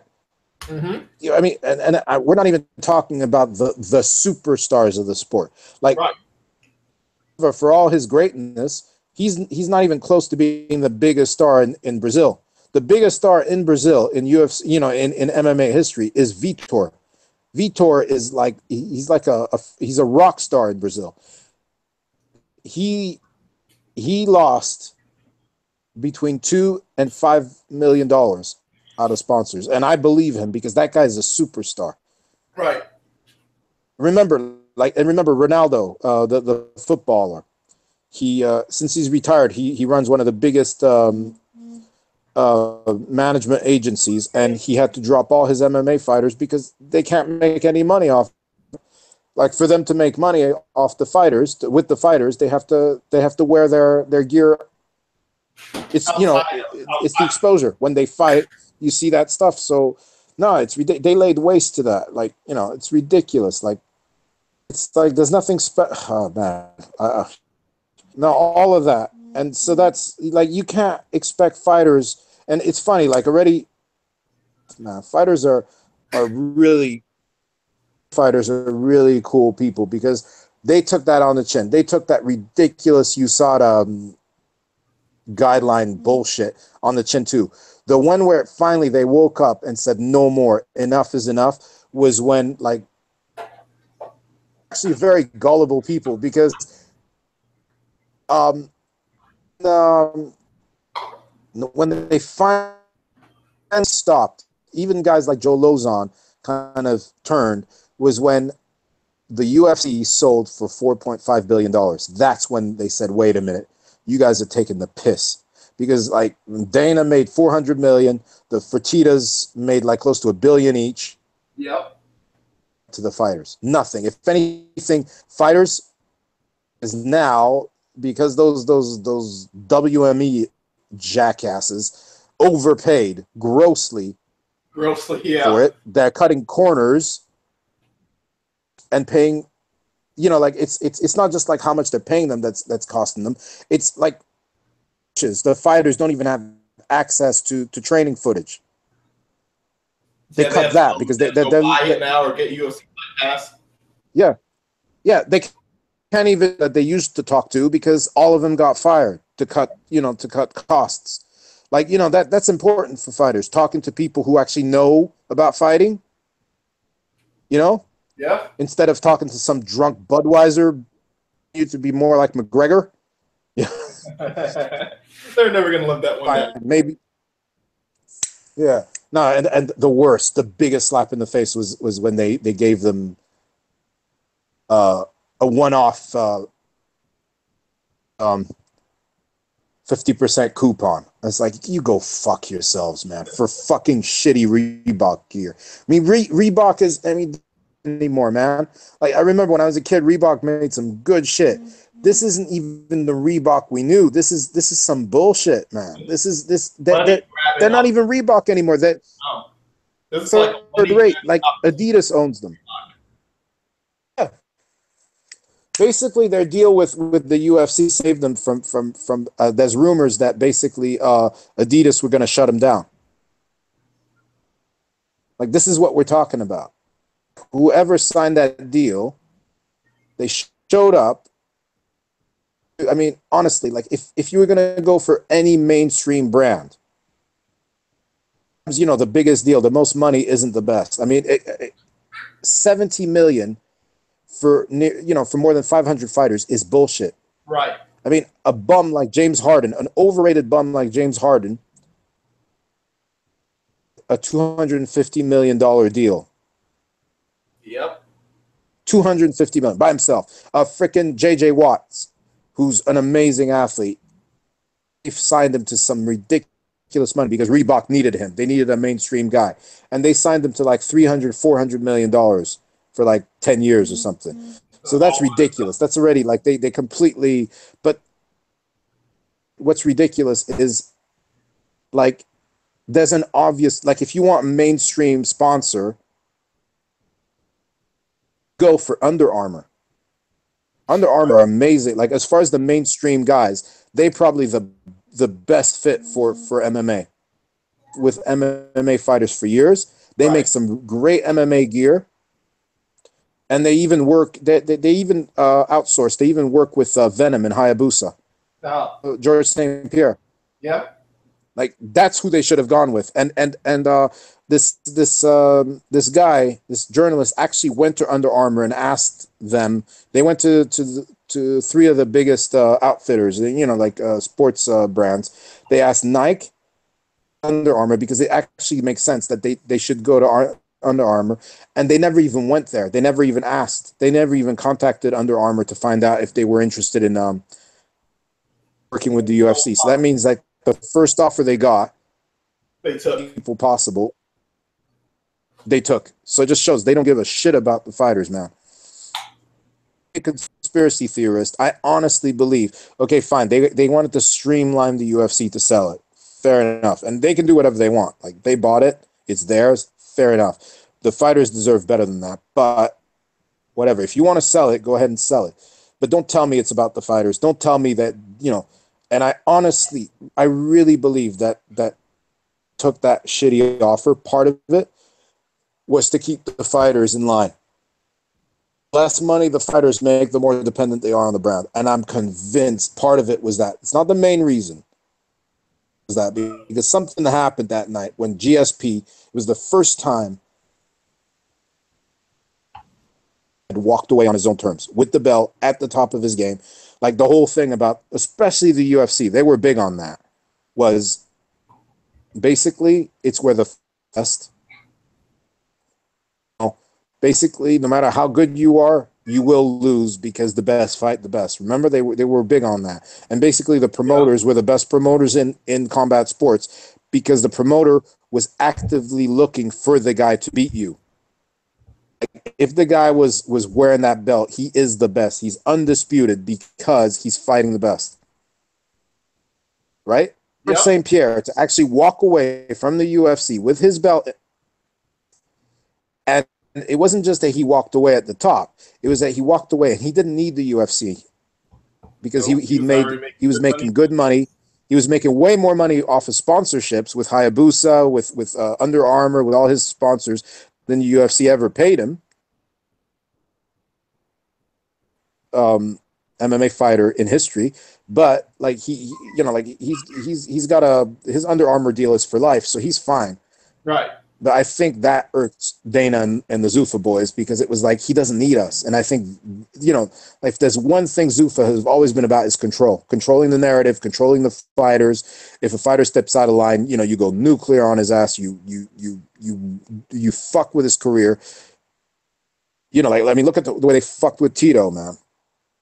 Right. And they couldn't do shit to GSP. And I think that bothered them. So they decided to change things around. Like, you know, that's when the you know, lock him down with. And I think that's, yeah, lock him down with some shitty deal, make them even more dependent. and then like the ones that are nice that that play ball that we're friends with, we'll pay them. I mean, remember, like the UFC, they've paid some dudes millions. Thing was, it's no good for anybody except for the guy they're paying because nobody knows. Right. It's all under the table. It's not official. Bonuses and Fighters stuff. have no way of gauging.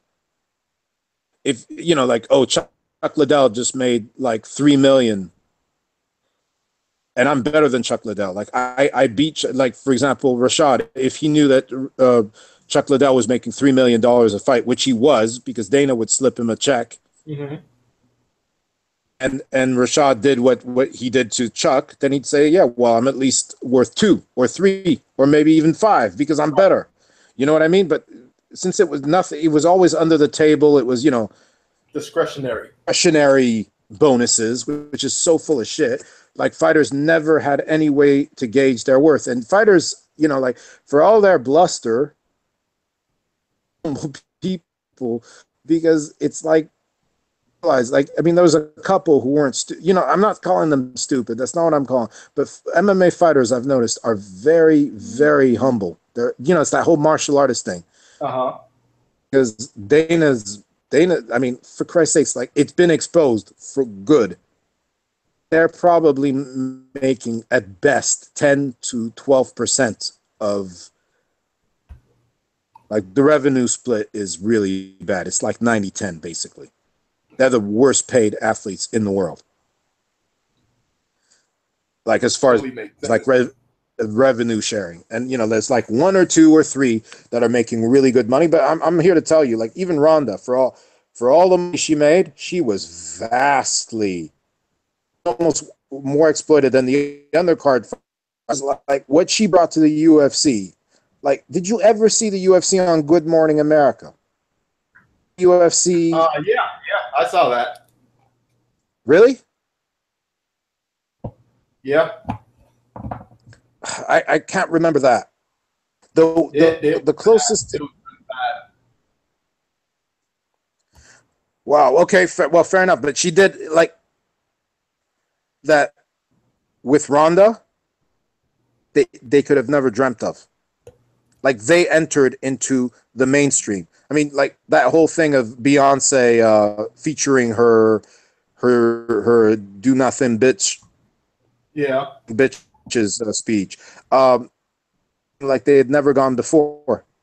Like you have freaking every Hollywood douchebag talking about the UFC now. Like, they always had a Hollywood following, but it never was like that. Like I remember the days when George Clooney and Vin Diesel would show up. Man, like with Ronda, she was like a Beatle. She was a rock star. Right. And she brought him to places that they could have never dreamed of being.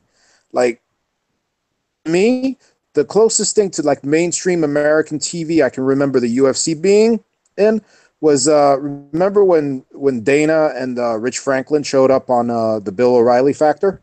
You know what I heard about years ago? I didn't see it. Yeah, it was funny, but that I don't even.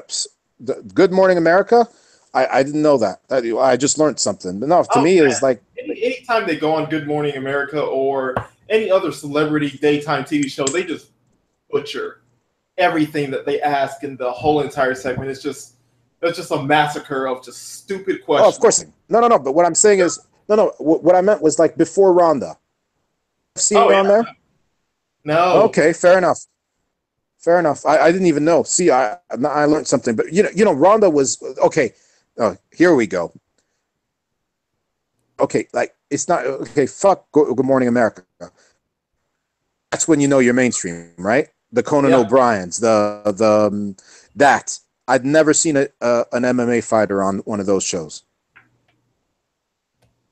Now you've got McGregor on there. You've got Nate Diaz on there, but believe that Ronda was the first ever on those shows, and I don't think at any moment in time, like I think the closest thing to MMA being on one of those shows was I remember Laura Prepon. She was one of when the 70s show was big, she spoke about remember her showing up on a late night talk show, you know, the late show with what's his name, and explaining MMA to the guy and everything, and talking about George St. Pierre because she was a big George St. Pierre fan. And then one of her best friends as well was what's his name, you know, the first MMA fighter to ever appear on the cover of Sports Illustrated. Oh crap, dude! Who was that? They destroyed his career because he was one of the first to use his fame to try and fighters' rights, but Dana and the boys fucked him over. What's his name? You know, like now he's bouncing around. Like every time I hear about him, it's horrible because he's getting knocked out left, right, and center. Great fighter, man, at the time. Last time I saw him, he was in one championship. God, I can't remember, but you know who I'm talking about, right? Yeah, yes, I do. It's like okay, him. He was in what last? He last time I saw him fight for a major promotion, he was fighting in one championship, like last year, and got horribly knocked out. He got head kicked, soccer kicked. Oh man, are you talking about Roger Huerta? Him. There you go. Gerald to the rescue. Yeah, Roger Huerta. Okay. That guy, man, he was so awesome. Like really cool dude. You remember that famous that video that went viral of him was beating up on a woman in the street? And he just took the guy to school. Yep, came out there and saved her. Yeah, he beat the shit out of a football player for beating on his girlfriend. And it was awesome. No, Huerta was freaking awesome. Like he stood up for his fellow fighters, and they went and they destroyed him. They completely destroyed him. They started putting him in bad matchups, like short notice fights, and you know, before you knew it, he was at the UFC. He fought in Bellator, and to the buzzsaw that was Eddie Alvarez. Remember that fight? That was rough, man. Yep. Left Bellator, now he's at ONE FC. But like I tell a fighter to retire, but like there's part of me that either takes a break or thinks about retirement because it's not easy watching him, man. Like I actually like the dude, but you can see he's got he's taking some serious. The last time I saw him fight ONE FC, and he was just like it was so bad that kicked, but the way he got soccer kicked was he thought he was safe. Right? Like he'd forgotten you were allowed to soccer kick in ONE FC. Up, and he had his hand up, but the guy just turned around and just soccer kicked him into oblivion. Yeah, it was like obvious. Yeah, no, it was a horrible thing to see. Like the guy's not doing too good right now. But yeah, no, that guy was awesome, and yeah, no, like they destroyed. He was one of the first to go really mainstream. I know we had it a little bit with Tito the same way. Randy, of course, he was Captain America because, you know, his military days, and he was quite, you know, he had a following. But, you know, like most MMA fighters like mainstream because, you know, being part of the mainstream is kind of sucks, man. Like you say, like anytime they have to deal with the mainstream, it's super uncomfortable because they ask you the dumbest questions. And then it's like cauliflower ear. Does it hurt? What? And it's like they got to sit down there and smile because they're on TV and be like, Do you want to fight Mayweather? Jesus. Yeah, well, freaking McLeprechaun bet on that one, didn't he? Yeah, he bit on that one fast. Yeah. But I mean, let's talk about real fights going on here. I mean, UFC 214, finally, Jon Jones versus Daniel Cormier. Like, I mean, really, do you think this fight is really a fight for Jon Jones to take, or do you think this is Daniel Cormier's chance to prove that he's probably the most legitimate fighter, possibly even reaching GOAT status if he could beat Jon Jones? Well, he already has. To me, he's already a GOAT. He's like, you know, not the GOAT, but he's definitely, like, as they say, he's on Mount Rushmore. Like, the guy can, like, let's say, like, he never beats Jon Jones. To me, DC is in the conversation as one of the greatest heavyweights ever. He can actually lay claim to being the greatest heavyweight ever because remember, he laid waste to the Strike Force and division because he fought UFC heavyweights before he went light heavyweight because of Kane, and he never lost a round. So people need to give him his props. And as a light heavyweight, he's only lost once to John Jones. I know, but I mean, like, in this case, turned. It's like GOAT against GOAT. There can only be one. This fight is huge. Yeah, no, I agree. And the thing is, like, whoever wins this fight, wow. Like, if DC manages, I don't see it, and I love DC, just like I love John Jones. I just don't see. I don't know. Like, as far as matchup, like DC is badass. Way I look at it. Unless John Jones completely lost his shit and, you know, he's on this one. Not match up. All his strengths are negated or like John Jones can shut him down. Every tool, every way that DC has to win, John Jones is either better, shut him down. So I just don't see it happening. But yeah, if DC manages to pull the win out, yeah, you can say I'm the greatest. Right. And yeah. That's just like one of the things. But this fight is huge. It's redemption. It's legacy. It's just two of the greatest ever to do it. Right. I see Gustafsson having a better chance of beating. Like, to me, he's the only one who has any chance of beating John Jones. That's just because of the way they match up. Because Gustafsson has this ridiculous boxing. Gustafsson knows how to use his length. Not enough to have the length if you don't know how to use it. And Gustafsson controls.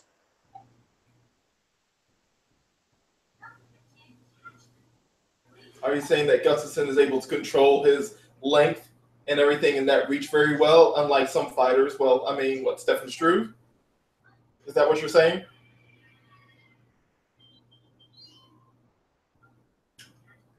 Well, I would possibly have to agree with that. I mean,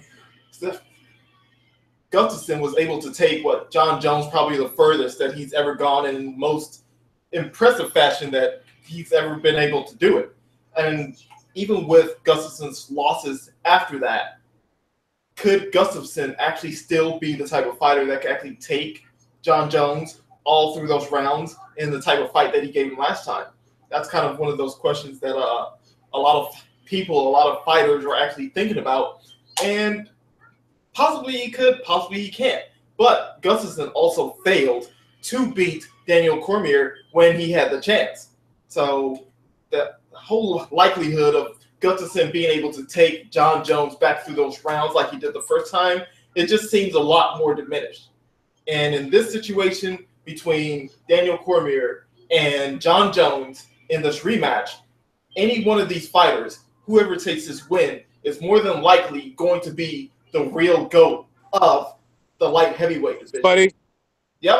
And I mean, sorry, I No, you're fine, man. I was just saying that it's weird because you're saying that Daniel Cormier is already in the discussion of greatest of all time, which he is. But when it comes to this situation with John Jones, if John Jones wins, one of them is going to have to step out of the conversation because they're in the same weight class, and both of them cannot be the GOATs. If anybody were to say absolutely Cormier, if he loses to John Jones as the GOAT, they're always going to point to John Jones. So this is just kind of one of those fights where like the GOAT status is there, but it's only going to really extend in one person's favor. Yeah, man, this is some Muhammad Ali versus what's his name?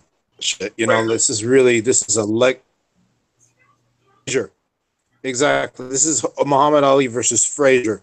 Like two guys at the top of their game, each other, but are so good and better than everybody else. It's going to be great, man. It's going to be awesome. And that DC is going in there. He's going in there in the possible because he's not emotional. He's made his peace there and give his best performance, and whatever. But it's got so much writing on it. Pardon me? Are you saying that Daniel Cormier is not emotional? No. Remember the first time they fought? It was a great fight, but you could tell Cormier was way too emotional, and it cost him. He didn't disgrace himself. It was tight. It was close, but John Jones was just that much better. It was a unanimous decision, but it was a close one. Cormier put it on him, but just, John Jones did what John Jones does. John Jones is a freak. Right. So unfair, man. It's not just his physical gifts. It's the way he knows how to use them. It's the fact that he's got an ungodly chin. It's the fact that, even if you catch him, if he makes a mistake, his chin can get him through. He's been caught with some huge shots. Cormier caught him with this. Remember, in the second round, I believe, he caught him with a huge overhand. He caught him a couple of times in the round. Yeah, that would have knocked out pretty much anyone. Remember, he caught. And this was when Bigfoot was at his best, and Bigfoot was known for his chin. He could take ridiculous punishment when he was on TRT, and DC knocked him out with one punch, and he hit him that hard. He hit John Jones that hard at least once or twice, and John Jones just walked right through it. It's crazy. It's crazy how good both of these guys are, and I have to give DC his props because he turned Johnson into a mental midget. He turned Anthony Johnson into a goddamn wrestler. Yep. That was what Anthony Johnson did that night, and I have nothing against it, but let's be honest, Anthony Johnson has never been the strongest mentally. Nope. There's one thing you could point to, his a lot of people say, oh, he'd gas out. Yeah, he does gas out, but it's more mental. He's a bit like Tyron Woodley.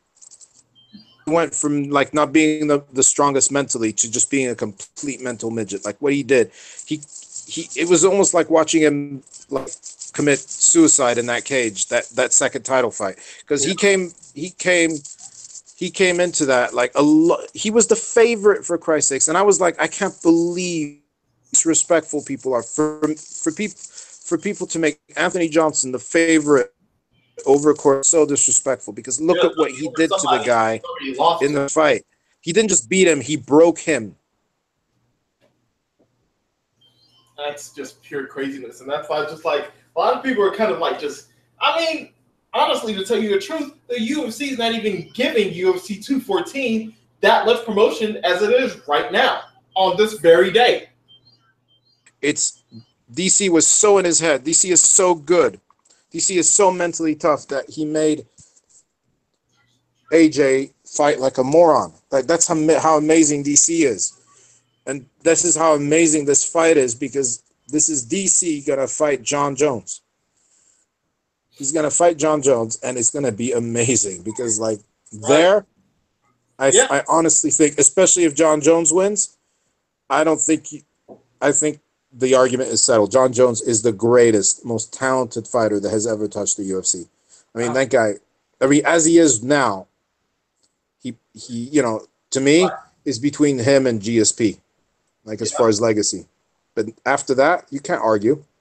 Nope, not really. And that's why it's just and it's just so weird, because I'm just hey, UFC, hit the promo reels now, and I just do not see the promo reel. And they should be plugging that shit every day, every minute of every day, like McLeprechaun style. Remember how they used to shove him down our throats on cards he had nothing to do with. He wasn't going to fight for the next 3 months, and he was on every UFC event. It wasn't a promo. It was an exclusive interview, a live interview, a TV interview. That's what they should be doing. They've done a great job with the promos, like the trailer. Yeah. But they should be doing way more than that. So crazy that they're not. I even remember on normal regular TV and everything, nothing but McGregor promos. Even leading up to the fight with Jose Aldo, they had at least two fights going on, and they played nothing but McGregor promos.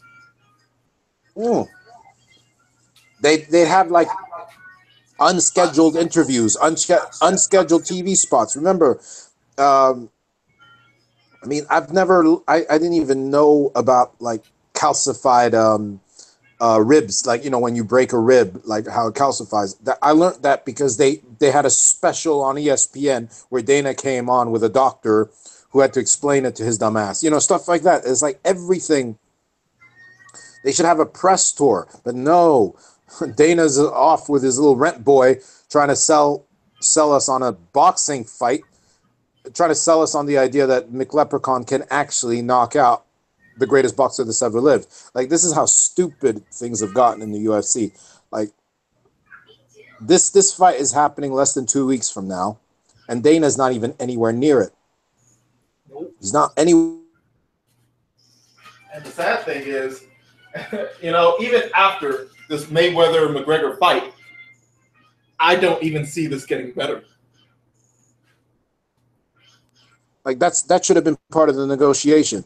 Like, you want us, just like the WWE did with Brock, came back to the UFC last year for UFC 200. Every 5 minutes you had a TV spot about the WWE, a SummerSlam, whatever. That's what they should have been doing with Showtime. They said, you want McLeprechaun? Plug UFC 214 for us. 213. Like, and I'm sure they would have. Like, everybody's going to make a ton of money. Not once did they mention UFC 214. 214 is one of the best cards I've ever seen, man. Come on. Cowboy versus. Come on. Freaking Maya versus Woodley. I mean, freaking hell, that's an amazing fight. You know, Cyborg as in Cyborg, man. Cyborg's gonna finally fight for a title in the UFC. But then again, like, you know, yeah, well, you know, fuck Cyborg, right? Because, you know, like, when you look at the way they've treated her. Another one. But yeah, no, it's ridiculous. It does 1 million buys though, or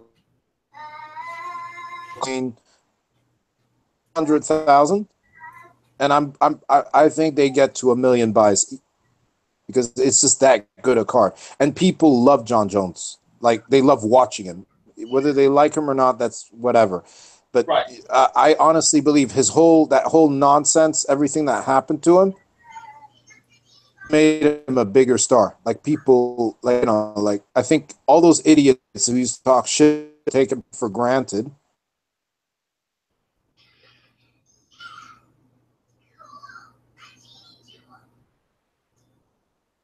Yeah, you still there?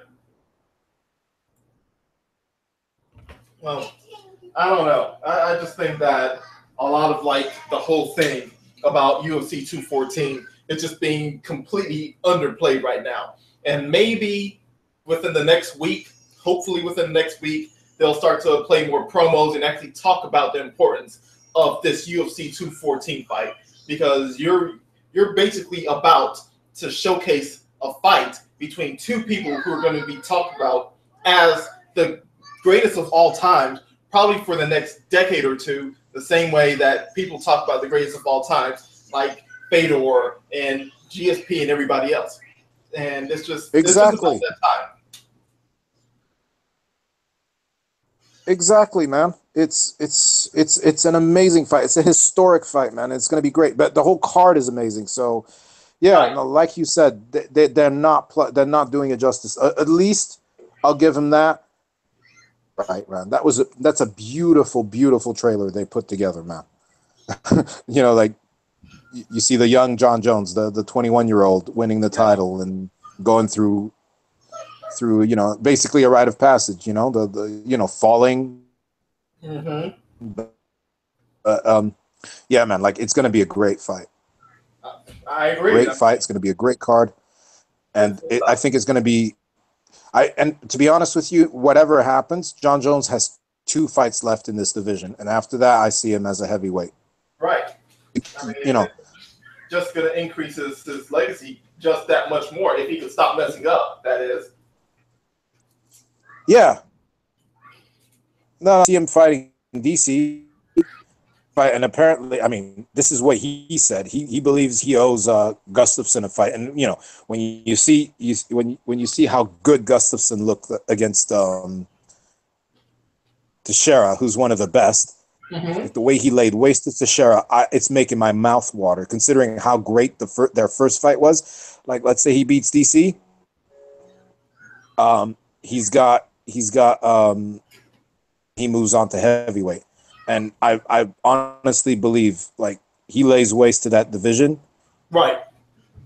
Like especially if he gets except for that he can as he looks as a heavyweight. Yeah. He's, you know, he'll have the I'm not saying he'd pay, but like he's obviously not going to go. Well, maybe he might do that, but like he'll probably take one or two fights first. The only two guys who could really give him trouble, and especially Kane, because I mean I love Stipe. I have nothing but respect for him, but he beats him. Right. So Kane, John Jones is the only. I don't know. Cormier, if he doesn't retire, he moves back up to heavyweight. That's always worth watching. On Jones versus Cormier. But yeah, somehow.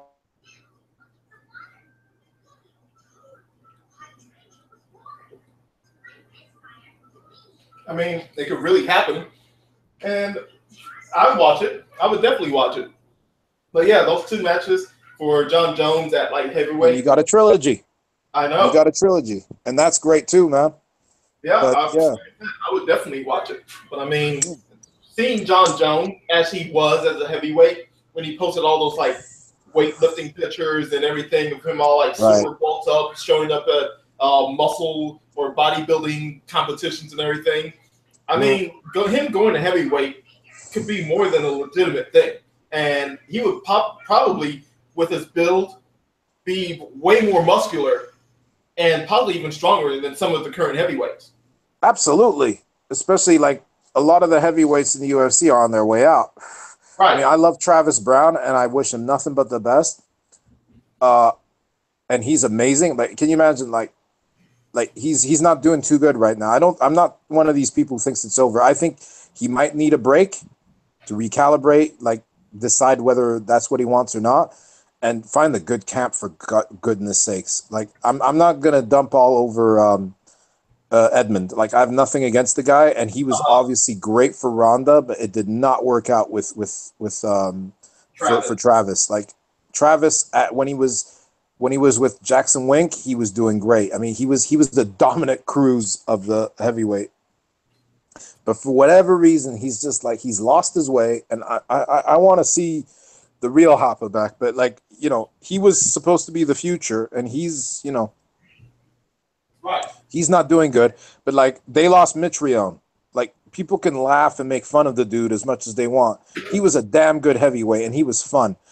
Ben Rothwell, I don't know what's going on with him. Like, you know, he's been injured, and I think he might be he might be banned soon because he flagged he pissed hot. So we don't know where he's at, and he's not exactly young.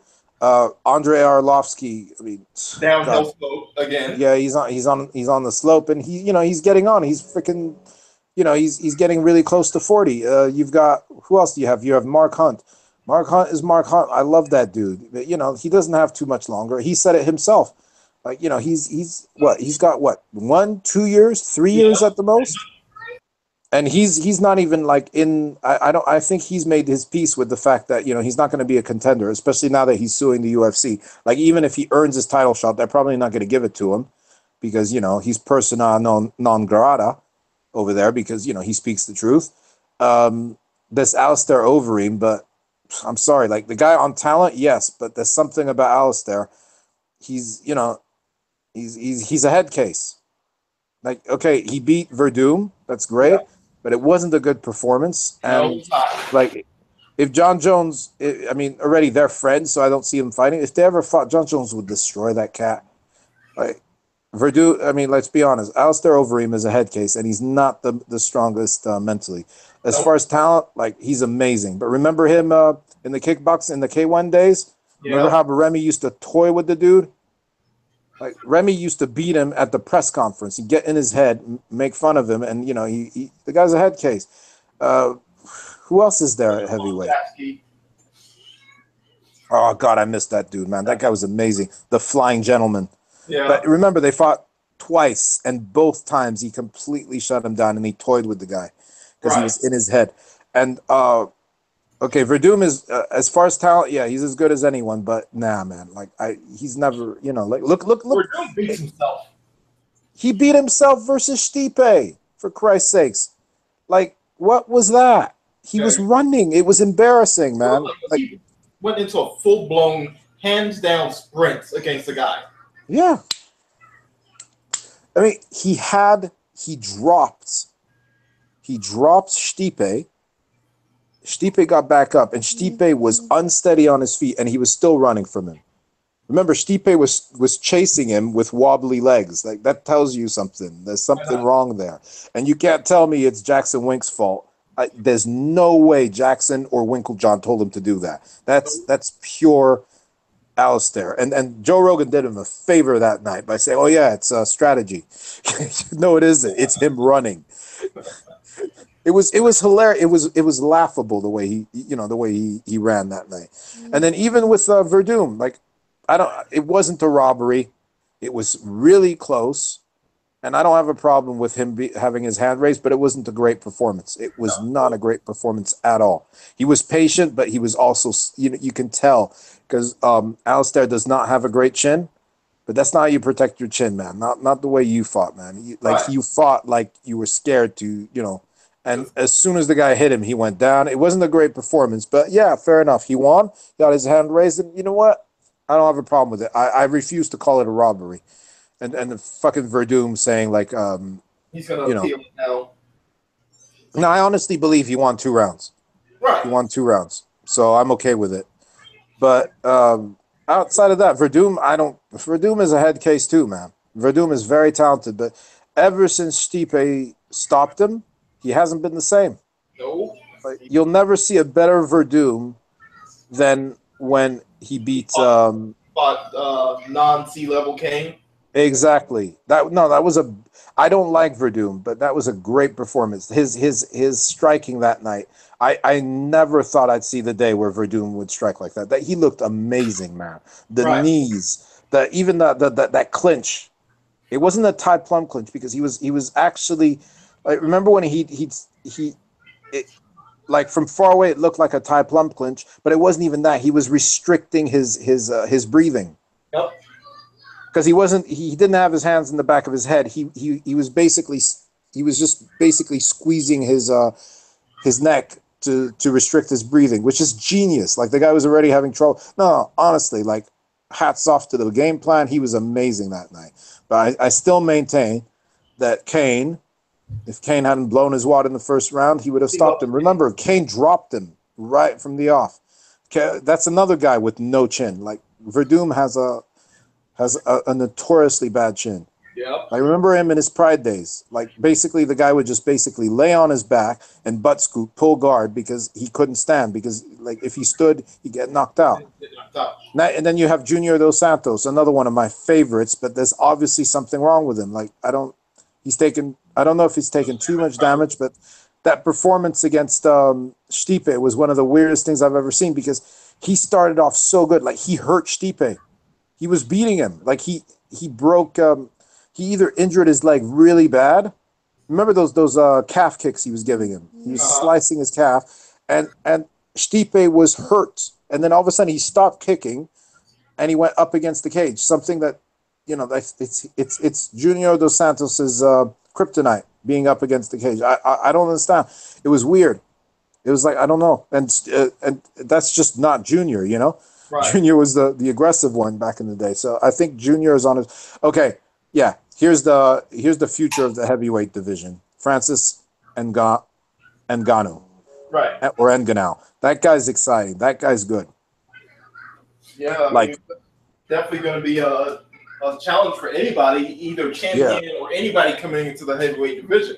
So I The mean, like, only there's two guys I hope they don't put him in with too quickly. Number one, it's Kane okay, yeah, and Stipe. Those are the two kind of guys who could give him trouble because they are grinders. And Kane would Kane could right, easily do to Francis Ngannou what he did to Junior, if you see what I mean. right, and that would be, But apart from that, of course, he long-term could career. basically run through everybody. Like, I'm sorry, like as fun as Derek Lewis is with his social media posts and his brazzers and all that nonsense, it's a lot of fun to watch. I can't take him seriously. I really can't, man. Yeah, especially after that loss of heart to Mark Hunt. Yeah, but no, you're absolutely right. Like the guy's always had that. But Right. like even A like lot of it's funny with me sometimes even in a win, you telling me like remember he beat Travis, Yeah, but that was not a good performance. Travis outclassed him. Travis was schooling him in that first round and most of the second round, and then Travis, he caught Travis with a left, hurt him, and Travis completely like regressed, and he ended up getting the stoppage. But it's amazing, like Travis was humiliating him with those right, kicks to the body. Like Travis was showing him the difference between a world class striker and someone who just like hits as hard as he can, like closes his eyes, bites down. You know what I mean? He was right, completely out school. He was taking him to school, and he was able to turn it around because Travis, fucked up. But the same thing with the Roy Nelson fight. I thought he lost against Roy Nelson. It was a horrible fight. Roy Nelson won. Roy Nelson took him down and controlled him, but for whatever reason, the judges in Las Vegas don't like Roy. right. But yeah, no, I can't unless he shows some sort of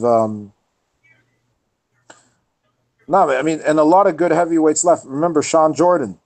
Yeah. Sean Jordan was a damn good heavyweight. I'm not saying he would have been champion, but and then you've got Magomedov. He flagged, so I don't know how long he's going to be out. He's the AKA guy from from Dagestan. Yeah. He's a slick. He kind of had like that same. He was like had the same kind of style as Luke Rockhold a little bit. Lots of question mark kicks, really clever striking, slick. But I haven't seen him since he beat Sean Jordan. And a lot of these Russian cats, they're leaving in droves because the UFC don't treat them right. So, there's a very good chance he ends up either Bellator or ACB. Like what's his name? Al Capone. Okay, Al Capone wasn't a heavyweight when he left it. Sorry? Nikita Krylov. Nikita Krylov, exactly. Krylov or Krylov. That guy was awesome. Okay, he was a light heavyweight, but we lost big time when he left. That guy's awesome. Here's one heavyweight I'm excited about. Like I was really big on him in Bellator. Alexander Volkov. That guy's good. And I think next month he's fighting what's his name from Holland, the tallest, the 7-footer. You mean Stefan Struve? Yeah, it's going to be Struve versus Volkov. That's going to be a great fight. Yeah, I agree. But Volkov is going to put a clinic on Struve. Nothing against Struve, man. Struve is cool, but nah, man. Volkov is slick. Like that's one of the few heavyweights. Like he's both a veteran, but he's also a prospect because he's still young. Since he's had so many fights, I'm very, very excited about him. I was actually shocked when he signed for the UFC because Yeah, you didn't expect them to just be like, oh, let's sign somebody from Bellator. Like, yeah. Legit chance, yeah. I feel the same way, too. Yeah. I feel the same way. I mean, it's just a lot of... If I was the UFC as well, like, they've lost a lot of talent. They could do a lot worse than throwing money at Minakov. Right. Remember the belt? He's legit top 10 heavyweight in the world. The guy has 20 fights, hasn't lost any of them. And he has legit knockout power. I'm not saying he'd be, UFC champion tomorrow, but he'd definitely be a contender. That guy is nasty. Right. I do everything because he brings legitimacy and he brings the Russian crowd. The Russians love that dude, and rightly so. That guy's a badass. That's one of the biggest mistakes Bellator under what's his name? Bjorn Rebney did, was they mistreated him. They didn't treat him right, and he left. Like now he's fighting for ACB. He's going around. He's fighting for ACB. He's fighting for M1, but he's wasting his time there, man. We need to see him over in the States. There's a couple other dudes floating around, but there's some good fights for John Jones in heavyweight if he does move up there. Like I'd love to see John Jones versus Volkov. I'd love to see John Jones versus. I mean, just even against like the top 8 would be really good fight to see. Yeah, I wouldn't like to see John Jones versus Derek. That would just be that. That would look like John Jones. Like what John Jones did to Chael would be even worse. But yeah, no, there's some good fights for him at heavyweight, and like, we're forgetting to mention the wrestling champion in the during the last Olympics. I'm not very familiar with wrestling champions. Yeah, he's Russian, and he's a monster. And the UFC signed him, and then the Bellator signed a couple of middleweight. Oh yeah, I'm not very familiar with his name. Wrestlers. Yeah, no, they look really exciting. Over this like last year's, like I think 2 or 3, they're like championship caliber wrestlers. Yeah. No, but Bellator right now are beating the UFC to the punch as far as the wrestlers are concerned. Like they've got some amazing. I mean, Ed Ruth. Are you kidding me? Yeah. Aaron Pico. I know he lost his MMA debut. That kid's special, man. Like people, you want to make fun of his debut. Go ahead, but do it at your peril because that kid's special. Right. But there's some very exciting prospects. Even that idiot from the Dallas Cowboys. Okay, that's more of a freak show fight because I've never seen him fight, and I don't even know if he can throw a punch properly. I've never seen him fight either, so I'm not even sure. Everything I've heard about that guy is he's a freak athlete, and he's he learns really quick, which makes sense because he was a NFL all-star, wasn't he? He's a pro baller. He's a freak of an athlete. So the guy's 6'5", 250, 260 pounds of just pure freakish athlete. Like I'd like to see. I mean, look how good OSP is. It's just like on an athletic level. Like he's a damn good MMA fighter. He makes mistakes. He's rough around the edges, but he's done. We've seen him do some spectacular things. So yeah, there's some excitement. Like Gerald. Yes. Can we talk really quick about like the state of the middleweight division and like the media's hypocrisy when it comes to that? Yeah. Yes, we can. I mean, go ahead. We already know the mess of middleweight division is with Bisping wanting to fight GSP, and then when GSP couldn't fight, he all of a sudden has to go into surgery, and how nobody's saying anything about it. I mean, it's just a little bit of a mess here, and then how Romero himself, some like 8-something fight win streak gets put into another fight because of Michael Bisping. Like it's just a mess. It ain't just Romero. I mean, Romero is the worst because Romero earned it. But another guy who got screwed was Jacare. Jacare should have been in a title fight like for the last 3 years, legitimately. Right. And he never got his title fight. And now Romero, like, I love usurper here. Pardon me? Because Whitaker's the title usurper here because he beat both of them. Like they're just like the UFC is just like we think Whitaker could beat both of these guys, get them out of our hair, and have them stop causing problems for us. So let's feed Whitaker, Jacare, and Romero. Exactly. And it worked. Like excellently executed plan if that's what they were planning. Yeah, but that's why it's time for fighters to get smart because basically, and that's why Nate is so smart when he turned down the Tony Ferguson fight. And that's why DJ was smart when he turned down the TJ fight because it's like that fight, there's certain fights that shouldn't be fought for anything less than a title. Like if Nate were ever to fight Tony, it should be for a title because Tony has earned his shot at the title. Him fighting Nate is just a joke because he should be fighting Connor. And just like Nate explained, like he very publicly on the MMA Hour explained, so I don't want to fight Tony. He said, if I fight Tony, it's for a money fight or if it's for a title. He said, it's just not worth it. It's not worth it for Tony. He said, Tony works with the same management company as McGregor, and his own people, the people who are supposed to look out for his career, are trying to use Nate to knock off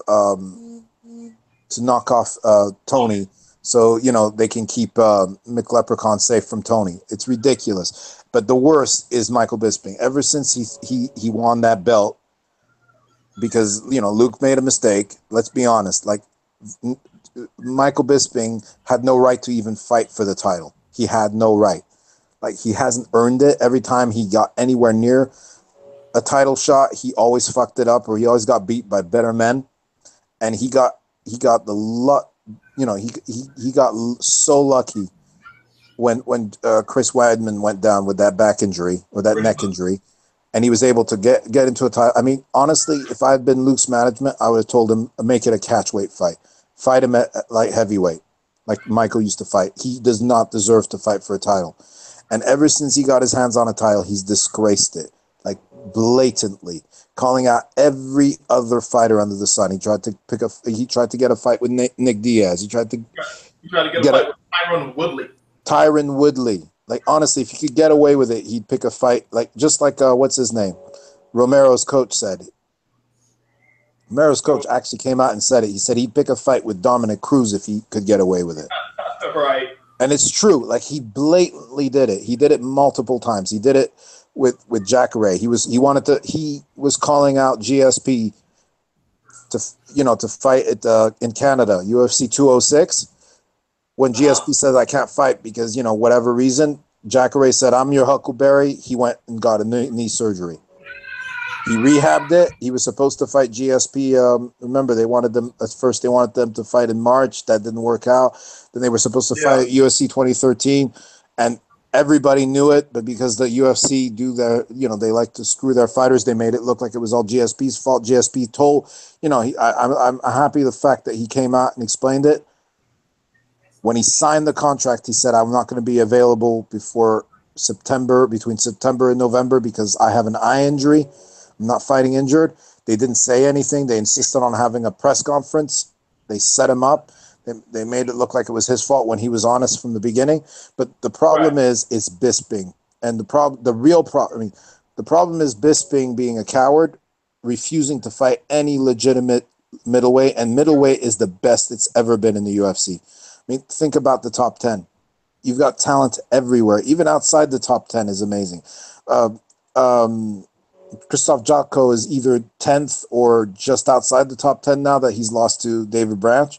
But even David Branch, I don't think he'll ever fight for a title. David Branch is a legit talent. And I mean, that it's just brimming with talent, that division, and it's being made to stagnate because you've got a guy, I refuse to call him a champion, who will fight anyone but a legitimate opponent, and it's cowardly.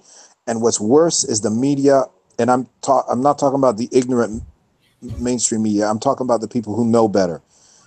The MMA media aren't calling him out on it. They're not shaming him. He should be shamed into fight. Look at what they did to Jermaine Durandamy. Okay, the way she went about, again, just like Amanda Nunes, the way she went about it was wrong, but she doesn't deserve all the abuse she's getting. Like everything you're doing to Jermaine, calling her this, calling her that, why aren't you doing it to Michael Bisping? Because he's blatant in his cowardice. He's blatant. He's shameless, and no one's calling him out on it. And it's really it's wrong. Right. It's wrong because that fight, that Whitaker Romero fight was beautiful, but it was wrong because it should never have happened. It should have been a title fight. Right. It's just all weird. Everything is just weird right now in the UFC. Especially, yeah. I'm just hoping that the weirdness is not spreading to the MMA media. Well, it might be because outside of Luke Thomas, who's really called it? Like, who's actually come out and said it? Like, the guy is actively, Bisping is doing everything he can not to fight anybody legit.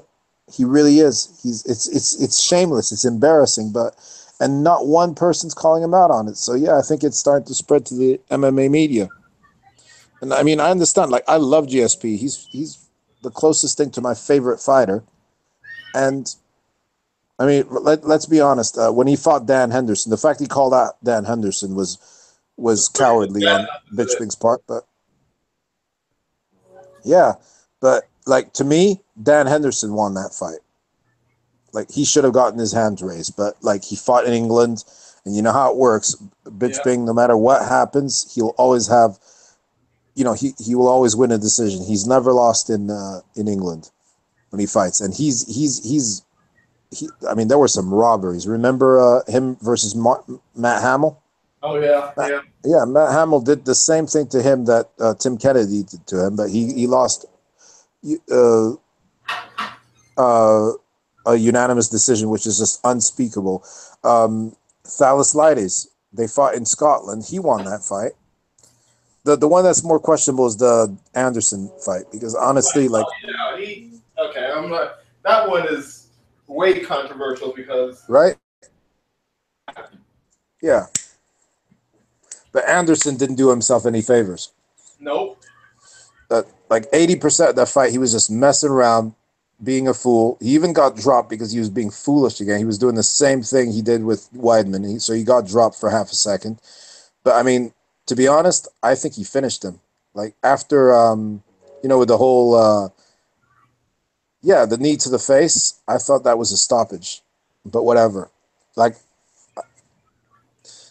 I thought Anderson should have had his hand raised, but Anderson could only have himself to blame for losing that fight, because pretty much. Yeah, he just messed around too much. Like I said, there'll always be a controversial topic on that one, but I mean, this is like the weird Twilight Zone version of an era, of a championship era in the middleweight division. It's just like, no, it's not the Luke Rockhold era. This isn't the even Yoel Romero era. This is the Michael Bisping era. Yeah, and it sucks, man. Something that no one ever saw coming. Oh, man. And it was supposed to be the Luke Rockhold era. And the Luke Rockhold era was going to be cool, man. Like, think about it. Like, to me, that's the greatest middleweight title fight ever. Him versus Weidman. Right. UFC 194. That was a beautiful fight. War of attrition. Like, two guys at the very best, the peak of their powers. And, I mean, like, he's probably my favorite middleweight, but Luke fucked up.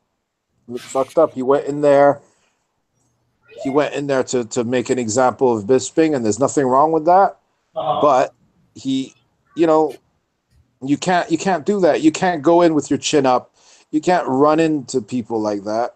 Like, look, it even happened to who looked like a legitimate title contender, Misha Serkinov. He did the same thing, and look what happened. He got slept. So yeah, Luke fucked up for half a second, and it cost him, and it cost all of us, because all these great fights that were shaping up, like, who wouldn't want to see Luke defend his title versus Romero or Jacare or even Whitaker? Like, we're missing out on all these fights, and I don't think Romero's too far off another title shot. I mean, like, he had his title shot. They should have never fought for the interim title. Right. Bisping should have been stripped a long time ago. But, like, I think he gets one solid win, he's right back in there. Like, he hasn't lost. He hasn't lost that much ground, and hopefully the UFC see the light and realize that they did screw him, because he was announced twice as the legitimate contender, twice. Like, after beating Weidman, rightfully so, he was the number one contender, and he earned it the hard way. And then the whole GSP nonsense happened, and then Dana publicly acknowledged him as the number one contender, saying his next fight will be versus Bisping. And of course, they screwed him over with Whitaker. But, hey, nothing against Whitaker. I'm happy for the guy. Like, he deserves success. But he got screwed too, because remember, he was supposed to fight Bisping at UFC 193. Yep. And you know what? Like, he would have beaten Bisping. He would have knocked Bisping out, and it would have probably been the end of that Askell's career, because I don't see where Bisping would have gone if he'd lost to because at the time, like, he had a follow Whitaker. People liked him, but nobody took hhim seriously because they thought he was undersized. So if he'd lost to Whitaker at the time, I don't even think Whitaker was in the top 10 yet. Pardon me. So yeah, there's a good chance that we wouldn't even be talking about Bisping as a fighter right now. So, yep, like you say, crazy MMA time. moves, man. But yeah, this is ridiculous. Like, it really irks me that nobody's calling Bisping out for his blatant blatant ducking of legitimate opponents, and I mean, the sad part is it's just going to continue to keep happening. And then now he says he's only going to have 2 more fights left on his contract before he's done. So I'm pretty sure he's going to try to make the biggest money grabs and get the nicest fights he can possibly get on the way out. He's only got 2 fights left on his contract, huh? Yep, that's what he says. 2 more fights and he's done. Wow, I didn't even know that. Well, yep. He will not be. I'm speaking for myself here. He will not be missed, man. He will not be missed. Jesus, especially after what he's done. Like, I'm always down for watching Bisping, like, get knocked out, getting slept. Especially, UFC 100 will always have a special place in my heart for the Hendo H-bomb on that guy, but or even like Vitor knocking him out. Right. Freaking Rockhold doing things the right way. UFC Fight Night 55, dropping him with a head kick and then choking him out with one arm. That was awesome. But, like, it's just, enough is enough. It's time to get that middleweight division, because you're messing with a lot of fighters' careers. Like, all these guys are at the top of their game. Romero, Whitaker, Jacare, freaking Rockhold. If Weidman, Weidman's on a bad streak right now, but he's only fought like destroyers. I mean, a big part of the reason he went for the money, and rightfully so, because he wasn't being paid enough. But Gegard, he also how'd you say, made it very clear. A big part of the reason he left was because Bisping has the title. And he knows that Bisping has no intention of fighting anyone legitimate, so he didn't want to waste his time. Didn't want to waste his peak years waiting for a title shot that may or probably won't happen, because Bisping is going to, basically call out John Dodson by tomorrow. I mean, sad part is it's what we're living in now, and I mean, until the media starts calling him out, I guess that's still not going to force him to fight, considering now that he's going to go have a surgery. So who's what? Bisping's going into surgery again? Yes, he is. Jesus Christ! Strip him already. This is ridiculous. This is the 3rd time he does this. This is embarrassing. Oh, so now he's going to duck Whitaker. More than likely. He's probably going to go into surgery. So that's a joke, man. He's constantly talking about drugs in the sport. He's constantly, talk about having a. Oh man, that's pathetic. Like, the guy just won the interim belt, and he's looking to evade him, huh? Pretty much. If I was the UFC, I mean, I wish they'd do the right thing. Strip him, and then give him a #1 contender fight versus Yoel Romero for a shot at Whitaker's belt. That'd be very interesting. That would be the right thing to do, man. Because I mean, already the fact that he ducked Jacare, then he ducked Romero. He did everything he could to duck Romero. And now he's going to start ducking Whitaker? Come on. Like, that's ridiculous. I didn't even know that. Yeah. I mean, yeah. It's just craziness of the sport, craziness of the middleweight division. Yeah. I mean, hey, what can you really do, right? Just because he's Dana's friend, man. He's friendly with Dana, so Dana lets him get away with absolute murder. He should be stripped, man. Pretty much in boxing, money off of him. Sorry? I said, yeah, he's pretty much making lots of money off of him. Yep. Obviously, he is. That's why Dana lets him do what he wants, man. But it's ridiculous. It's it's not good for the sport. No, it's not. It just sucks. It's just. It's an embarrassment that he holds that belt. I'm sorry. It really is. It's just like when Tyson Fury won the heavyweight title, man. It's not good. It's not a good look. It's definitely not. But I mean, until people start speaking out more about it and actually pushing Dana to do stuff or the UFC to do something about it, Yeah. this is just one of those situations that's just never going to be handled, considering the whole favoritism part that we talked about earlier with Dana and fighters, where it's like you have somebody like Jermaine Durandamy, where she only held the belt for what, a couple of months, and they just instantly stripped her. Yeah. I mean, you know, it's although like it was probably the right decision because the minute she said, "I have no intention of facing Cyborg," it's like, right. What were they gonna do, right? Like, I know, but it's like the UFC knows that that Michael Bisping has intentionally ducked these fighters, putting other fighters, even GSP who didn't have a title, in front of these fighters who clearly deserve their shots. Yeah, man, he did everything he could to avoid any legit middleweight, anything, and he's shameless about it, and he's super. It's hilarious. Like you saw what he did the night Whitaker won his belt, won his interim belt. You threw the belt at him. It's like you know you're in trouble, man.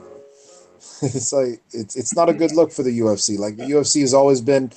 Like, if there's one thing the narrative they always push was the best fight the best. It's not happening right now, and in certain divisions, and it's not right. It's killing them. Like, well, maybe I'll take here in a second, but I mean, I guess we're gonna have to wrap it up about now. So, absolutely. I mean, hey, it was another one of those episodes. Solo Fighter. We're glad you all joined us and everything. And yet again, this is G. And Cyrus, do you have anything to say to the fans out there? Well, it was a lot of fun recording this podcast. I hope I didn't rant too much. And well, you guys have a good night. Enjoy the fights this weekend, and I hope you all tune in for UFC 214. History will be made. Cyrus out. There we go. You all have a good night, and thank you for joining us.